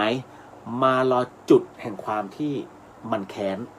รอจุดแห่งความแค้นฮะหมายถึงว่าเคยมีเรื่องกันเมื่อชาติก่อนตรงไหนตรงนี้รอดักมันซึ่งตรงเนี้ยน้องคนนี้ผ่านไปผ่านมาทุกวันเพราะเป็นที่ทำงานแต่ปรากฏว่าวันนั้นมันหลุดจากบ่วงมาแล้วมาเจออยู่ตรงนี้ไอ้นี่เองหน้าคุ้นๆเล่นมันซะเลยเรียบร้อยวันนั้นเลยสถานที่นั้นเลยนะฮะเพียงแต่ระยะในส่วนของตัวเวลาต่างกันผ่านทุกวันแต่ไม่ตายแต่ทำไมวันนี้ต้องตายก็เพราะว่าเจ้ากรรมนายเวรมาเจอแล้วเล่นซะนั่นแหละฮะเพราะฉะนั้นนะตรงนี้นี่เองเนี่ยถึงได้บอกไปว่ามันถึงที่แล้วมาถึงเวลาแล้วเพราะเขาตามเจอแล้วนะและถามว่ามีผลกับเจ้ากรรมนายเวรตัวนั้นมี1 ชีวิตที่เขาเป็นมนุษย์เทโวนะฮะเป็นมนุษย์เทโวเป็นมนุษย์ผู้มีศีล 5แล้วยังคงสามารถถือศีล 5ต่อไปเนืองๆได้ดังนั้นในเมื่อมึงทำให้มนุษย์เทโวนั้นเสียชีวิตลงกรรมก็ต้องมีแล้วก็หนักด้วยเพราะฉะนั้นหากจะต้องได้มาเกิดมาเป็นคนที่ทุกข์ทนตกยากมากคือเจอหนักเจอมาอะไรมาหันนะฮะเพราะฉะนั้นจึงเกิดเป็นอีกประเภทหนึ่งอีกประเภทที่เป็นบุคคลที่น่าสงสารแล้วก็เกิดในถิ่นกันดารเกิดในแบบทุกข์ทรมานเหมือนกับต้องดิ้นรนวันต่อวันอย่างนั้นนะฮะเพราะว่าตัวกรรมมันบีบมาก่อนนั่นแหละครับมันจึงมีเหตุเป็นปัจจัยเพราะฉะนั้นถึงได้บอกว่าทำไมครูบาอาจารย์ท่านถึงได้บอกอธิษฐานพระนิพพานไปมึงอยากลุ้นเหรอว่าจะเกิดเมื่อไหร่ นะฮะชาติภพหน้าถูกไหมนั่นคือสิ่งที่มันเป็นนะหลายคนถามผมมาเสมอพี่แล้วในเรื่องของปรภพวิญญาณในปรภพนั้นมันมีจริงเหรอพี่เคยเจอเหรอผมก็จะพูดเสมอเจอแล้วด้วยจากที่ไม่เคยเชื่อจากที่ไม่เคยมาหลงไหลในเรื่องของวิญญาณเพราะผมเป็นคนเที่ยวกลางคืนด้วยเพราะว่าเราอยู่วงการบันเทิงนะฮะแล้วผมถามได้ไอ้น้องตาสุรังคณาสุนทรพนาเวศนะพี่เจี๊ยบผู้ชงโยธาพิทักษ์ยิ่งโยธาพิทักษ์ถามได้หมดเลยรู้จักไหมเลียวเลียวเอ็มสแควร์นะแบ็คโฮมแบ็คเฮดรู้จักหมดเพราะฉะนั้นเนี่ยมันเป็นอะไรที่เราไม่เคยสนใจแต่พอได้มาอยู่อะไรแบบนี้แล้วได้สัมผัสแบบนี้มันมีความตายเข้ามากระทบผมลุกทันทีวันนี้ที่มีข่าวอะไรนะอะไรคุณนวัดอะไรใช่ไหมที่ออกมาโวยวายเรื่องความตายผมจะบอกว่านวัดแค่เฉียดตายแต่แค่เฉียดตายมันแค่เป็นบทเรียนให้กับเขานวัดยังไม่ตายฮะนวัดจิตยังไม่หลุดแต่เมื่อไหร่ก็ตามที่นวัดจิตหลุดเมื่อนั้นนวัดจะไม่พูดแบบนี้ฮะไม่พูดออกมาเป็นวจีกรรมคุณจะนิ่งๆแล้วบอกให้คนทำบุญเพราะมันเป็นงั้นจริงๆการที่โวยวายออกมาคือมันยังไม่ถึงขีดสุดไงแต่ของผมมันตายไปแล้วพอตายไปแล้วสิ่งหนึ่งที่ไม่รู้ผมจะโวยวายทำไมเพราะมันคือเหตุการณ์ที่มันชั่วคือมัน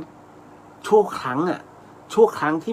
ไม่ใช่จะเกิดกับทุกคนนะฮะแล้วหมอบอกว่าคุณ1 ใน 1,000เนี่ยที่เกิดที่มันสามารถฟื้นมาได้กล้ามเนื้อหัวใจตายผมถึงได้บอกว่าไม่ได้หลวงพี่ภาสกรผมก็แย่เหมือนกันนะเพราะหลวงพี่มาถึงก็ปุ๊บมาจับมือเลยแล้วพูดมาคำเดียวมึงไม่ต้องพูดนะฮะแล้วคุณคิดดูโยมน้องกับพระพี่ไม่เคยแบบจะมาประสานมือมาสัมผัสทัศนียอย่างนี้นะฮะ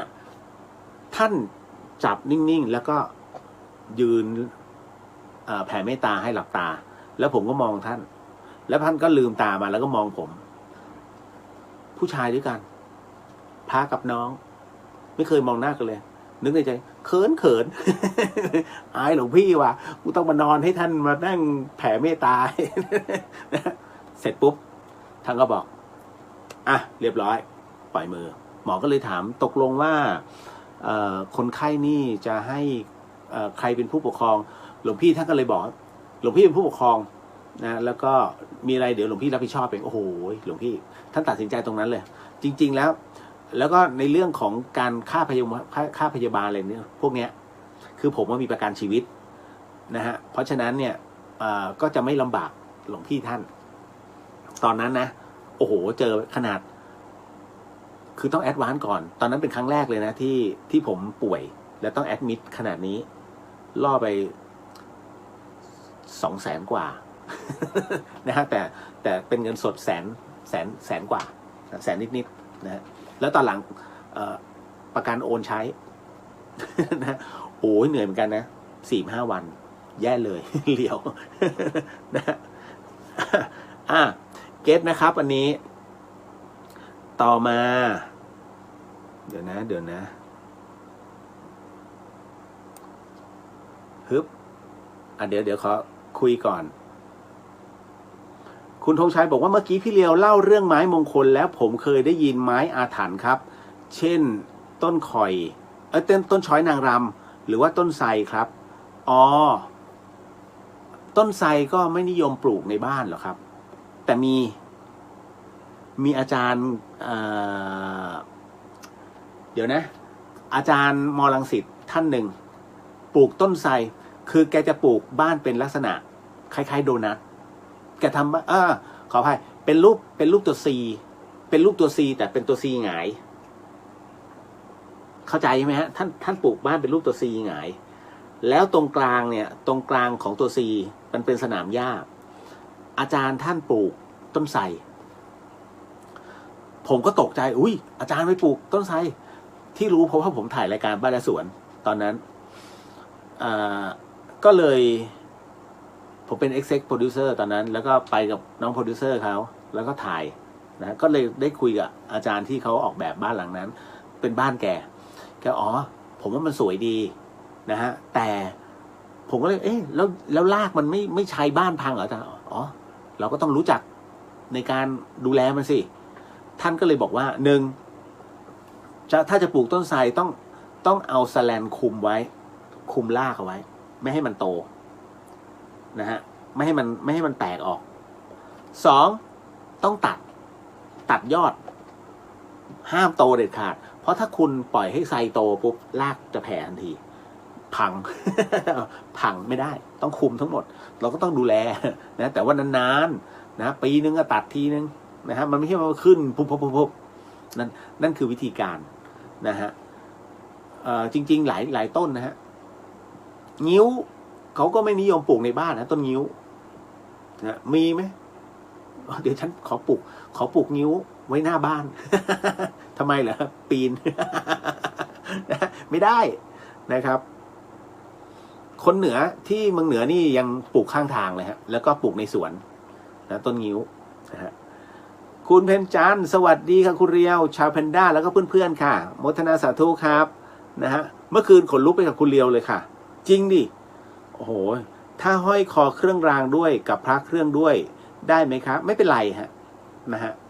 ไม่มีปัญหานอกจากการจัดวางพระในบ้านมีปัญหาควรจะจัดวิธีการจัดก็คือพระพุทธรูปคือพระพุทธเจ้าเนี่ยอยู่บนคัดก่อนนะเทพเก็บไว้ก่อนยังไม่พูดถึงเทพพระพุทธรูปอยู่บนนะครูบาอาจารย์ก็ลดหลั่นลงมานะฮะแล้วค่อยมาเป็นเครื่องรางของขลังด้านล่างนะฮะส่วนทวยเทพแยกนะฮะแล้วถ้าเป็นบุคคลล่ะบุคคลคือใครมหาราชต่างๆที่เป็นบุคคลก็แยกกลุ่มแยกกลุ่มเพราะฉะนั้นนี่คือวิธีการง่ายๆนะฮะอันนี้ต้องบอกก่อนทำไมเครื่องรางแยกต่างหากได้ไหมเครื่องรางแยกต่างหากก็ได้นะแต่ว่าที่ผมบอกว่าเอาไว้ล่างสุดเลยเพราะว่าอะไรเวลาเรากราบพระเนี่ยเรากราบพระสวดมนต์ไปด้วยมันเหมือนกับว่าเราอธิษฐานจิตเนี่ยทุกวันของขลังของเราที่อยู่ตรงนั้นเนี่ยรับพลังไปด้วยฮะนั่นแหละเห็นไหมนี่บอกเคล็ดหลายอันแล้วนะ แต่แยกเทพนะครับแยกเทพด้วยนะครับอย่าเอาเทพไปปนนะฮะถ้าเทพปนเลยยุ่งเลย นะเขาเรียกพลังลด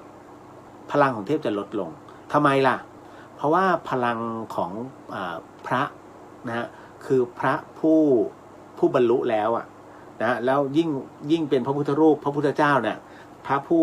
พระองค์ผู้เป็นสัพพัญญูรู้ทุกอย่างนะฮะท่านตรัสรู้ทุกสิ่งพลังท่านมหาศาลแม้กระทั่งพกาพรหมยังต้องยอมพกาพรหมที่บอกว่าเป็นผู้สร้างโลกยังต้องยอมพระพุทธเจ้าจำได้ไหมฮะพระพุทธเจ้ากับพกาพรหมนะฮะพกาพรหมเห็นบารมีพระพุทธเจ้านั้นเยอะเหลือเกินอยากจะลองดิระหว่างพระพุทธเจ้ากับพกาพรหมงั้นเรามาเล่นซ่อนแอบกันไหม พระพุทธตอนแรกก็นึกว่าพระพุทธเจ้าพระองค์ทรงไม่เล่นด้วยอ๋อเอาสิ นะฮะพกาพรหมบอกงั้นเดี๋ยวขอเราหายขอให้พระพุทธเจ้าปิดตาก่อนแล้วเดี๋ยวให้หาเรานะพระพุทธเจ้าก็ทรงหลับตานะฮะพอท่านหลับพระเนตรลงเสร็จปุ๊บพกาพรหมก็ใช้เวลาแค่เพียงชั่วอึดใจหายวับฟบนะฮะไปอยู่สวรรค์ชั้นไหนก็แล้วแต่พระพุทธเจ้าเจอหมด เจอจนเหนื่อยคราวนี้พระพุทธเจ้าก็เลยถึงข่าวพระพุทธเจ้ามากพกาพรหมก็เลยบอกว่าอ้าวก็ต้องบอกท่านตาท่านแล้วนะเพราะฉะนั้นเดี๋ยวเราจะหานะอย่ามาเคืองกันนะถ้าเราหาท่านเจอนะฟาบเท่านั้นแหละพอพกาพรหมหลับตาปุ๊บลืมตาขึ้นแค่เพียงกระพริบตาฮะพระพุทธเจ้าหายไปแล้วพกาพรหมก็เอาแล้วเหรอ นะคราวนี้ก็หาไปทุกอย่างพกาพรหมหาเท่าไหร่หาไม่เจอครับไปยังสุดขอบจักรวาลก็หาพระพุทธเจ้าไม่เจอจนในจิต นึกในใจเอาวะขอผิดกติกานิดนึงพกาพรหมจึงหายตัวฟุบขึ้นไปถามถึงพระอินทร์เห็นพระพุทธเจ้าไหม แอบกระซิบเห็นพระพุทธเจ้าเปล่า พระอินทร์บอกไม่เห็น ไปหาเทวดาเห็นพระพุทธเจ้าไหม เทวดาบอกไม่เห็นนะฮะโอ้ไปเจอใครก็แล้วแต่นางฟ้าถามหมดนะฮะสุดท้ายเหนื่อยโอ้พุทธองค์ยอมแล้วไม่ไหวนะฮะยอมแล้วนะแล้วเสียงมาเลยยอมจริงเหรอ เสียงพุทธเจ้ามาก่อนเลยพกาพรหมหาไหนวะ นึกว่าตัวเองจะเจอแล้วนะฮะพระพุทธเจ้าก็ไม่ไว้ใจพกาพรหมเหมือนกันประมาณว่าจะโกงเปล่า จนพกาพรหมบอกเพราะมาแต่เสียงจะหาไม่เจอนะเอายอมแล้วนะยอมจริงนะหาใหญ่อยู่ไหนล่ะอยู่ไหนถ้างั้นถือว่ายอมแพ้ท่านต้องขานก่อนว่ายอมแพ้แล้วเรายอมแพ้แล้วพุทธเจ้าเลยนะฮะก็เลยแสดงร่างออกมาจากไหนออกมาจากผมของพกาพรหมฟึบ ออกมานะพกาพรหมแค้นใจมากโอ้ยที่แท้ท่านก็อยู่ตรงนี้นี่เองนะฮะตั้งแต่นั้นเป็นต้นมาก็เลยมีการแต่งเพลงสรรเสริญนะฮะพกาพรหมจึงแต่งเพลงให้พระพุทธเจ้านะครับก็ทุกครั้งดนตรีไทยก็จะขึ้นเพลงพกาพรหมเสมอนะฮะเห็นไหมมันก็จะมีทริคอะไรเล็กๆน้อยๆนะครับในเรื่องราวแบบนี้นะให้คุณผู้ฟังได้ฟังกันนะฮะ เอาป้าแก้วหมดเลยไหมฮะ อันนี้นะฮะตะเกียงหมดแล้วน้ำมันหมดตะเกียงแล้วป้าแก้วบอก นะฮะคุณธงชัยบอกว่าพี่เลียวครับแบบเดี๋ยวนะขออนุญาตใส่แว่นแบบพระเครื่องยังเข้าใจว่าเป็นพุทธานุสติเทพก็ระลึกถึงเทวานุสติแล้วเครื่องรางแบบลิงนกประหลัดขิกนะฮะมันเป็นด้านไหนคุณพระช่วย ถ้าเป็นเดี๋ยวนะฮะถ้าเป็นในเรื่องของเครื่องรางเหรอฮะ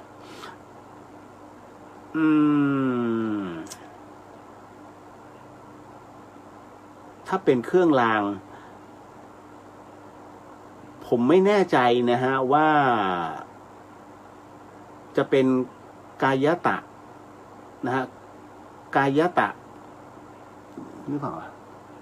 นะคือถ้าเป็นกายคตานุสตินี้มันจะเป็นในเรื่องของพวกจาคะนะน่าจะเป็นอันนี้มากกว่าน่าจะอยู่ในกึ่งของพวกไม่แน่ใจนะครับว่าเป็นเทวตาหรือเปล่านะถ้าเป็นเทวตามันก็จะเป็นเหมือนเทวดานั่นแหละแต่ว่ามันจะมีในเรื่องของพลังนะตรงนี้มาเป็นอารมณ์ด้วยไงนะฮะคิดว่าน่าจะเป็นเทวตานุสตินะฮะจะจัดอยู่ในอันเดียวกันนั่นแหละเพราะว่าจะต้องอาศัยพลังตรงนี้เข้ามาช่วยนะครับถ้ากายตาเนี่ยมันจะเป็นในเรื่องของจาคะแต่ถ้าอานาปานะนะก็คือมันเป็นเรื่องของโมหะกับวิตกนะฮะในเรื่องของตัวนุสติทั้งหลายนะฮะคิดว่านะฮะน่าจะใช่นะฮะเดี๋ยวไปถามให้แต่จริงมันก็จะจัดอยู่นะพุทธานุสติคือถ้าพุทธาก็จะเป็นในเรื่องของพุทธเจ้าธรรมาก็เป็นพระธรรมสังฆาก็คือเป็นก็พระสงฆ์เป็นอารมณ์นะถ้าเป็นศีลานุสตินะเป็นเรื่องของตัวศีลเป็นอารมณ์แต่ถ้าจาคานุสติกรรมฐานนั้นมันเป็นเรื่องของผลของการพวกการบริจาคเป็นอารมณ์ก็คือเราให้ทานนั่นคือก็อยู่ในส่วนของอนุสติกรรมฐานเช่นกันนะฮะถ้าเทวตาเนี่ยก็เป็นมีเทวตาเป็นอารมณ์มรณาเป็นความตายนะกายคตาเนี่ยกายคตาก็เป็นพวกจาคะ อานาปานะนั้นเป็นในเรื่องของวิตกถ้าเป็นอุสมานุสติเนี่ยเป็นนิพพานก็คือเอานิพพานเป็นอารมณ์นะฮะลองเลือกดูนะครับบอกมาขนาดนี้ นะฮะ9เกือบไม่ทันสวัสดีครับพี่เลียวอันนี้คือทันลาหรือทันอะไรฮะนะฮะเอาละคุณมุนาก็บอกว่าเป็นของขลังตามชื่อแหละค่ะนะฮะ นะฮะอันนี้รัตติมาพับบอกว่าวันนี้เพิ่งดูค่ะซ่อนแอบ นะต่อมาอีกหนึ่งคำถามนะครับคุณธงชัยขอบคุณครับจ้าลองดูเนาะว่าเอาตามเหตุปัจจัยฮะ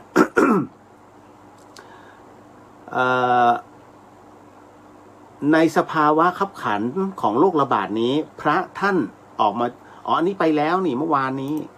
ผมยังไม่ได้มาตึ้งดึงพอดีดูคลิปย้อนหลังที่เคยพูดถึงเกาะประหลาดตรงวัดสแตนเลสวัดป่าสแตนเลสนะครับเราจะไปได้ไหมครับเดี๋ยวนะดูคลิปผมย้อนหลังเหรอวัดอันนี้ป่ะวัดสแตนเลสเขาเรียกวัดป่าลำขาแข้งนะฮะอยู่เขตอำเภอศรีสวัสดิ์จังหวัดกาญจนบุรีนะฮะแต่ว่าตอนที่พี่เดียวไปเข้าทางด่านช้างดุมากที่นี่ดุมาก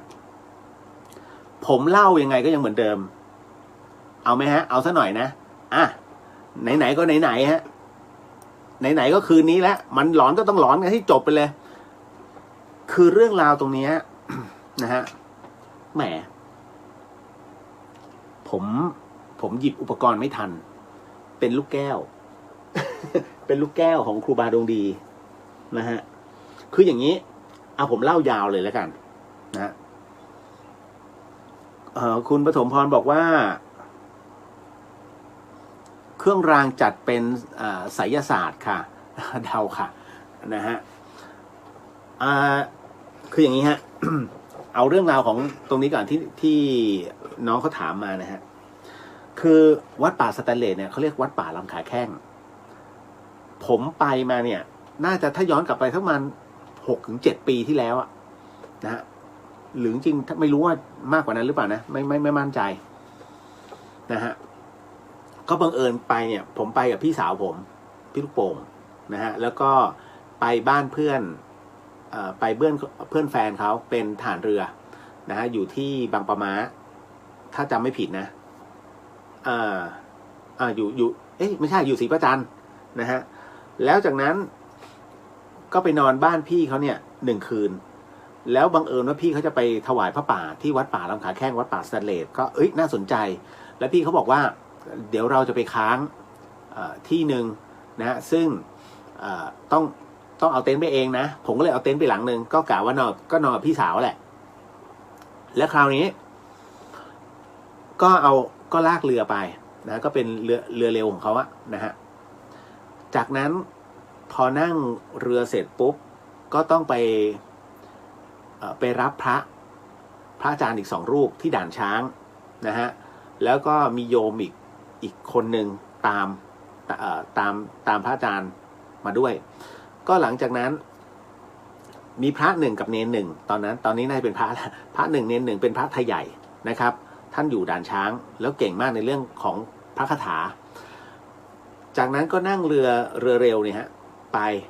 ไปถึงเสร็จปุ๊บก็ไปดูก่อนลาดราวที่วัดป่าลำขาแข้งซึ่งเป็นวัดสแตนเลสแห่งเดียวในประเทศไทยนะฮะไม่มีถนนนะฮะไปได้เฉพาะแพกับเรือเท่านั้นนะครับเพราะฉะนั้นกว่าจะสร้างวัดหลังนี้นะเสร็จเนี่ยค่อนข้างโหดร้ายมากพอไปถึงเนี่ยก็ไปเรียนท่านเจ้าอาวาสไว้ก่อนว่าเดี๋ยวพรุ่งนี้จะมาถวายพระป่าซึ่งก็เดี๋ยวต้องมาก็เรียกว่าถวายพระสังฆทานแหละมันไม่มีต้นนะมีแค่นั้นน่ะเพราะมีเรือเร็วอยู่แค่ลำเดียวแต่คราวนี้ก็มานั่งนึกกันว่าเราจะนอนกันที่ไหนก็ปรากฏว่าพี่เขาก็นึกกันอยู่คือถ้าจะไปนอนตามแพต่างๆเนี่ยมันก็ไม่ได้คือแพแบบแพเซเว่นน่ะขายของเป็นตลาดมีเยอะ แต่แพที่พักไม่มี ก็เลยมองว่าเดี๋ยวขอเจ้าหน้าที่ไปพักที่อุทยานนะซึ่งถ้าไปอีกนิดนึงมันจะเข้าไปเขตมันเป็นเขตของอุทัยธานีก็ขับเรือเร็วไปเนี่ยโอ้เป็นกิโลเหมือนกันหลายสิบโลฮะก็ไปเรื่อยๆจนกระทั่งไปเจอเกาะแห่งหนึ่งผ่านเกาะนี้หลวงพี่เขาบอกพี่เขาบอกว่าเนี่ยเขาเรียกว่าเกาะปีศาจผมก็เลยนิ่งๆนะฮะแล้วมองพระอาจารย์ท่านก็บอกว่าใช่ตรงนี้แหละคือประมาณว่าท่านรู้กันเองแต่ผมกับพี่สาวไม่รู้นะท่านเรียกว่าเกาะปีศาจแล้วเสร็จปุ๊บก็ไปถึงที่พักตอนนั้นเนี่ยประมาณสักบ่ายสามพอถึงบ่ายสามเสร็จปุ๊บทั้งศูนย์เลยตรงอุทยานนะครับเหมือนกับเป็นเขตอนุรักษ์พันธุ์สัตว์ป่ามีเจ้าหน้าที่อยู่คนเดียวทั้งศูนย์เลยและมีภรรยาเจ้าหน้าที่อีกคนหนึ่งเป็น2 คนอยู่กันแค่นั้นฮะพอถึงตรงนั้นเสร็จปุ๊บก็ลงชื่อไว้แล้วก็กางเต็นท์ตรงลานสนามหญ้าที่เขาเป็นลานธงชาติพระท่านก็ไปอยู่เขตหนึ่งนะ2 รูปเอง1 คนผมก็อยู่กับพี่เขาแล้วก็นอนกับพี่สาวหลังหนึ่งก็เป็น2 หลังจากนั้นก็มานั่งคุยกันนะก็นิมนต์หลวงพี่ท่านมานั่งหลวงพี่ท่านก็ประเดิมเลยฮะท่านก็พูดตอนแรกถามก่อนว่าโยมทำไมที่นี่เหลืออยู่2 คนสามีภรรยาพอดีเขาออกไปลาดตระเวนกันคือเป็นช่วงที่เขาไปลาดตระเวนในป่านะฮะแล้วก็ก่อนจะกลับมาก็อีก4 วันก็เลยยังเหลือแค่ฐานอยู่2 คนนะฮะคราวนี้ก็คุยกันผมก็สงสัยว่าอะไรพระอาจารย์ไอ้เกาะปีศาจท่านก็เลยเล่าบอกว่าโอ้ยอันนี้มันดุเรื่องราวมันอย่างนี้ฮะก็คือว่าที่แพมันจะมีเรื่องของเรื่องก็คือมันจะมีชาวแพเนี่ยซึ่งเป็นชาวปากยอหรือว่ากะเหรี่ยงนะฮะอาศัยอยู่เป็น2 ผัวเมียเนี่ยท้องแก่มากนะฮะแล้วสามีเขาอยู่กัน2 คนผัวเมียจนกระทั่งวันหนึ่งเจ้าหน้าที่ตำรวจเนี่ยเอาเรือเร็วมาเทียบแพแล้วก็จับสามีข้อหาค้ายาบ้าเมียก็ตกใจนะฮะแล้วก็ค้นปรากฏว่าจริงๆฮะสามีมันเอายาบ้าเนี่ยถ่วงไว้นะฮะถ่วงไว้ในใต้น้ำตำรวจก็สาวขึ้นมาเนี่ยถุงเบลเลอร์เลยนะก็จับไปเมียเนี่ยด้วยความที่ตกใจแล้วก็เสียใจนะฮะไม่เป็นอันกินอันนอนนะฮะแล้วปรากฏว่าวันรุ่งขึ้นมีคนมาพบศพเป็นศพไปแล้วก็คือนอนเรียกว่านอนคว่ำหน้าอยู่ริมแพแต่อยู่ในน้ำนะฮะก็คือเหมือนกับตกน้ำตายนะฮะเหตุการณ์นั้นก็เงียบไปคราวนี้ทุกครั้งตรงนั้นน่ะปลามันจะชุมมากชาวบ้านเขาก็มาหาปลากันตกเย็นหลัง6 โมงไปแล้วเนี่ยเขาจะมาแล้วพร้อมกับไฟฉายที่หัวนะฮะแล้วก็สุ่มอะไรนะพวกแหต่างๆก็เตรียมปรากฏโดนทุกคนฮะโดนทุกคนเขาบอกเลยว่าคือผีผู้หญิงนะฮะขึ้นมาบางคนก็ถูกเกาะที่หัวเรือนะฮะบางคนก็ถูกดึงแหเขาเห็นเลยว่าเป็นร่างหน้าอย่างนี้ตานี่ขาวเลยฮะนะฮะเพราะว่าเขาจำรูปร่างหน้าตาได้โอ้ยเป็นที่โจษจันมากเขาถึงบอกว่าหลัง6 โมงเย็นห้ามไปหาปลาแถวนั้นแต่คราวนี้พี่คนนี้เขาไม่รู้ก็ไปกับพระอาจารย์ตอนนั้นกลุ่มเขามีไปด้วยกัน6 คนนะก็คล้ายๆตอนนี้คล้ายๆ6 คนก็มีพระอาจารย์รูปนี้1 รูปแล้วก็มีโยมไปอีกนะฮะกลางอีกประมาณ 3-4 เต็นท์6 คนนะฮะรวมพระอาจารย์เป็น5 เต็นท์นะฮะคราวนี้ตอนที่เขานอนอยู่นะฮะก็เล่นกองไฟกันอยู่เนี่ยมีพี่คนหนึ่งเนี่ยนะฮะเขาก็ก่อกองไฟเขาก็ดูแลกองไฟอย่างดีเสร็จปุ๊บกินข้าวเสร็จก็เข้ามานอนในเต็นท์พอเข้ามานอนในเต็นท์ได้ไม่ถึงเท่าไหร่นะฮะปรากฏว่ามีเต็นท์หนึ่งโวยวายขึ้นมาเฮ้ยผีหลอกนะฮะแล้วก็รีบออกจากเต็นท์พี่คนนี้ซึ่งเป็นในทหารเนี่ยแกก็ออกมาแกมีไรผีหลอกโอ้ย ท่านตายออกมาทั้งคู่เลยผู้ชายทั้งคู่มันเป็นยังไงมันโผล่ขึ้นมากลางเต็นท์เลยเพราะตกใจฮะสักพักอีกเต็นท์หนึ่งก็วิ่งออกมาฮะเฮ้ยพี่หลอกโดนเหมือนกันคราวนี้ไปตรงเต็นท์ตรงพระอาจารย์นะฮะพระอาจารย์รูปเนี้ยท่านเก่งอยู่แล้วท่านก็บอกมันเหมือนกับคือเต็นท์เนี่ยยวบเลยสั่นทั้งเต็นท์เลยนะฮะคราวนี้พี่เขาก็เลยบอกเฮ้ยเดี๋ยวดูกันเต็นท์พระอาจารย์แปลกๆนะฮะเกือบ10 นาทีพระอาจารย์ก็เลยรูดซิปเต็นท์แล้วก็ออกมาโอ้ยเกือบแย่นะฮะบอกทำไมมันโผล่มาสิ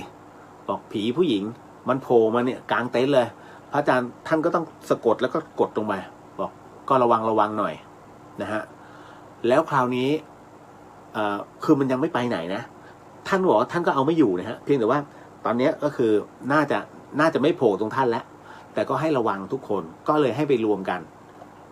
วันนั้นเนี่ยเขานอนกันรอบกองไฟเลยก็ไม่มีใครที่จะกล้าเข้าเต็นท์แต่ปรากฏว่าไอเนี่ยมันไปโผล่ตรงริมตลิ่งอะตรงที่ผูกเรืออยู่พระอาจารย์เขาเลยบอกว่าโน่นมาแล้วทุกคนเห็นหมดเลยว่าเป็นร่างของผู้หญิงท้องนั่นนะฮะพระอาจารย์ก็เลย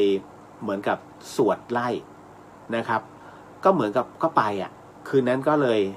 ไม่มีใครหลับและอีกวันหนึ่งก็เลยรีบกลับเขาเรียกว่าเกาะปีศาจผมก็นั่งฟังสนุกดี สนุกดีคราวนี้เรายังอยู่ที่ตรงนั้นซึ่งมันห่างกับเกาะปีศาจเยอะผมก็เลยบอกว่ามันจะเป็นข้าวเย็นแล้วก็เปิดปลากระป๋องหุงอะไรอาหารอะไรเรียบร้อยเสร็จปุ๊บปูคุณเชื่อไหมที่อุทยานเนี่ยนะฮะทั้งอุทยานมีไฟอยู่แค่ดวงเดียวฮะเป็นไฟหลอดไฟฉายอะแล้วอยู่ตรงไหนอยู่ตรงที่ผมอะนั่งกันกลุ่มผมนั่งกันนิดเดียวแล้วเปิดเครื่องปั่นไฟ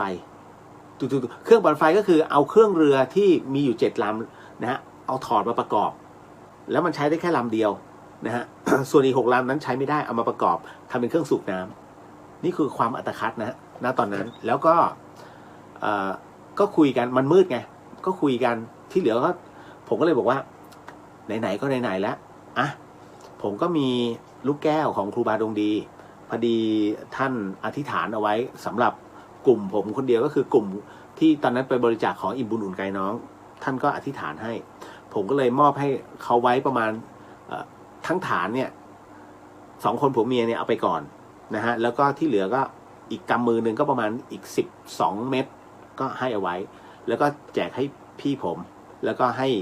เพื่อนแฟนพี่ผมก็คือผู้การเรือเอาไว้นะฮะแล้วก็ตอนนั้นพระอาจารย์กับน้องเนรอีกรูปหนึ่งอยู่อีกโซนหนึ่งไม่มาร่วมด้วยเพราะว่าเรากินข้าวกันไงนะฮะแล้วคราวนี้ก็คุยกันเรื่อยๆนะฮะเสร็จปุ๊บพี่สาวผมก็เข้าเต็นท์นอนก่อนนะฮะแล้วก็เหลือผมเหลือผู้การนะฮะแล้วก็เหลือเจ้าหน้าที่นะฮะที่กำลังเก็บจานผมก็ช่วยเก็บแล้วแฟนเขาเดินมานะฮะแล้วก็ช่วยกันล้างจานเสร็จปุ๊บเนี่ยกำลังเอาเก็บเข้าที่พักก็ปรากฏว่าแวบเดียวฮะคือค้อยหลังอ่ะพวกเราค้อยหลังกำลังจะเดินแล้วแวบเดียวเสียงกรี๊ดลั่นเลยตอนนั้นเป็นเวลา2 ทุ่มกลางป่านี่เท่ากับตี 2นะฮะมืดจริงๆบอกคือร้องกรี๊ดเนี่ยไฟฉายทุกดวงยิงไปที่แฟนของเจ้าที่ป่าไม้คนนี้คือเขาก็งงคือผู้หญิงเขาก็งงนะมันเป็นเสียงอะไร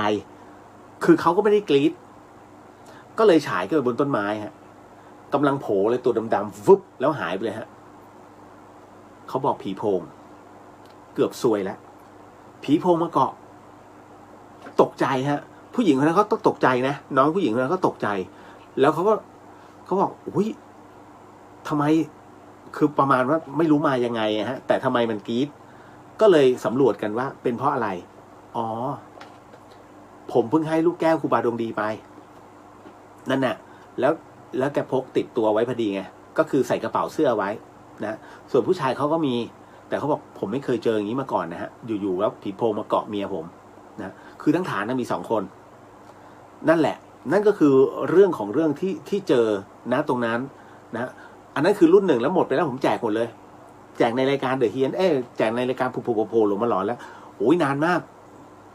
หลายปีแล้ว7-8 ปีแล้วนะครับที่ให้ท่านปลุกเสกแล้วก็เอาไปให้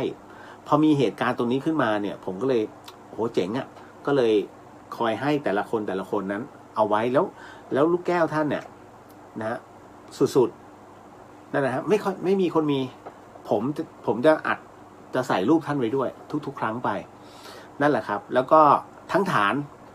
ตอนนั้นไปจับคนร้ายด้วยมีคนร้ายลักลอบจับปลาก็เลยไปกันก็มีผมเจ้าหน้าที่ป่าไม้มี SK นะฮะพกไปแล้วส่วนพี่ผมผู้การเรือมีปืนพกอันหนึ่งเหน็บไว้ก็ไปช่วยเขาจับไปจับพวกลักลอบจับปลาปรากฏว่าจับได้แต่ตอนหลังก็ปล่อยเขาไปก็คือเป็นการตักเตือนและให้เขาปล่อยปลาเพราะว่าเขาจับในเขตอนุรักษ์พันธุ์สัตว์ป่านะฮะก็ดีฮะและคราวนี้พอขึ้นมาเสร็จปุ๊บก็เลยบอกโอ้โหSK ขนาดนี้มันโบราณจังมีกระสุนกี่เม็ดเนี่ยผมเหลือกระสุนอยู่2 นัดครับ คือทั้งฐานมีกระสุน2 นัด เอ้าแล้วถ้ามันมากันเยอะๆทำไงเนี่ยก็ไม่มีอะไรฮะนัดหนึ่งยิงขู่เอาแล้วอีกนัดอีกนัดยิงตัวเอง หมดแล้วงบประมาณนะฮะที่ทางหน่วยให้มานะฮะมีงั้นนี่พี่เขาเลยบอกเดี๋ยวครั้งหน้าเดี๋ยวผมเอามาเดี๋ยวดูเอาอาวุธมาบริจาคให้ลูกกันนะฮะพี่ที่เป็นผู้การเรือฮะนั่นแหละก็ตั้งแต่นั้นไม่กล้าก็ไม่ได้กลับเข้าไปอีกเลยนะแล้วก็วันรุ่งขึ้นตื่นแต่เช้าก็เลยไปทำบุญที่วัดป่าลำขาแข้งแล้วก็นั่งเรือพี่เขากลับขึ้นรถแล้วก็กลับทางด่านช้างเหมือนเดิมค่อยเข้าสุพรรณนั่นคือเรื่องของเรื่องทั้งหมดทั้งมวลที่เล่าเป๊ะหมดฮะเก็ตนะเกาะปีศาจเรื่องราวแบบนี้ก็มันต้องเจอด้วยตัวเองนี่แหละนะครับหมดละคุณธงชัยบอกครูบาดวงดีวัดบ้านฟ่อนหรือเปล่าครับพี่ใช่ครับครูบาดวงดีวัดบ้านฟ่อนนะฮะก็ตอนนั้นท่านเรียกว่ายังแข็งแรงอยู่นะฮะเอาละนะก็ได้เวลาพอสมควรนะครับเจอกันอีกทีในโอกาสต่อไปยังทิ้งคำถามอีกเพียบเลย ไม่เป็นไรนะฮะวันนี้ก็คงได้ประโยชน์นะฮะไม่มากก็น้อยนะสาธุสิ่งหนึ่งสิ่งใดที่ผิดพลาดพลั้งไปต้องขอโอสิกรรมณที่นี้ไม่ได้ตั้งใจหรือมีเจตนานะคะก็ขอมอบอานิสงส์ในค่ำคืนนี้ให้กับคุณผู้ฟังที่ฟัง FM 104.50 เมกะเฮิรตซ์ทั้งจังหวัดเชียงใหม่และก็จังหวัดใกล้เคียงรวมไปถึงคุณผู้ฟังที่ฟังผ่านช่อง YouTube ของวัดฝายหินแล้วก็ช่องFacebook ของวัดฝายหินก็ขอให้ได้รับอานิสงส์ด้วยเช่นกันฮะรวมถึงคุณผู้ฟังที่ฟังผ่านในช่องของพุทธิสิทธิ์รัตนสมบูรณ์แล้วก็เรียวเดอะเฮียนนะทั้ง2เครื่องนี้ด้วยก็ขอให้ได้รับอานิสงส์ผลบุญในค่ำคืนนี้ด้วยเช่นกันพบกันใหม่กับเรื่องราวดีๆแบบนี้ในเดอะเฮียนให้ FM 104.50 เมกะเฮิรตซ์ในวันพรุ่งนี้หลวงพี่นุ๊กกับพี่ละออนะครับก็ติดตามได้เช่นกันครับสำหรับค่ำคืนนี้ราตรีสวัสดิ์นะครับพี่น้องชาวเชียงใหม่ราตรีสวัสดิ์นะครับคุณผู้ฟังทุกท่านแล้วเจอกันบ๊ายบายโมทนาสาธุทุกบุญนะครับ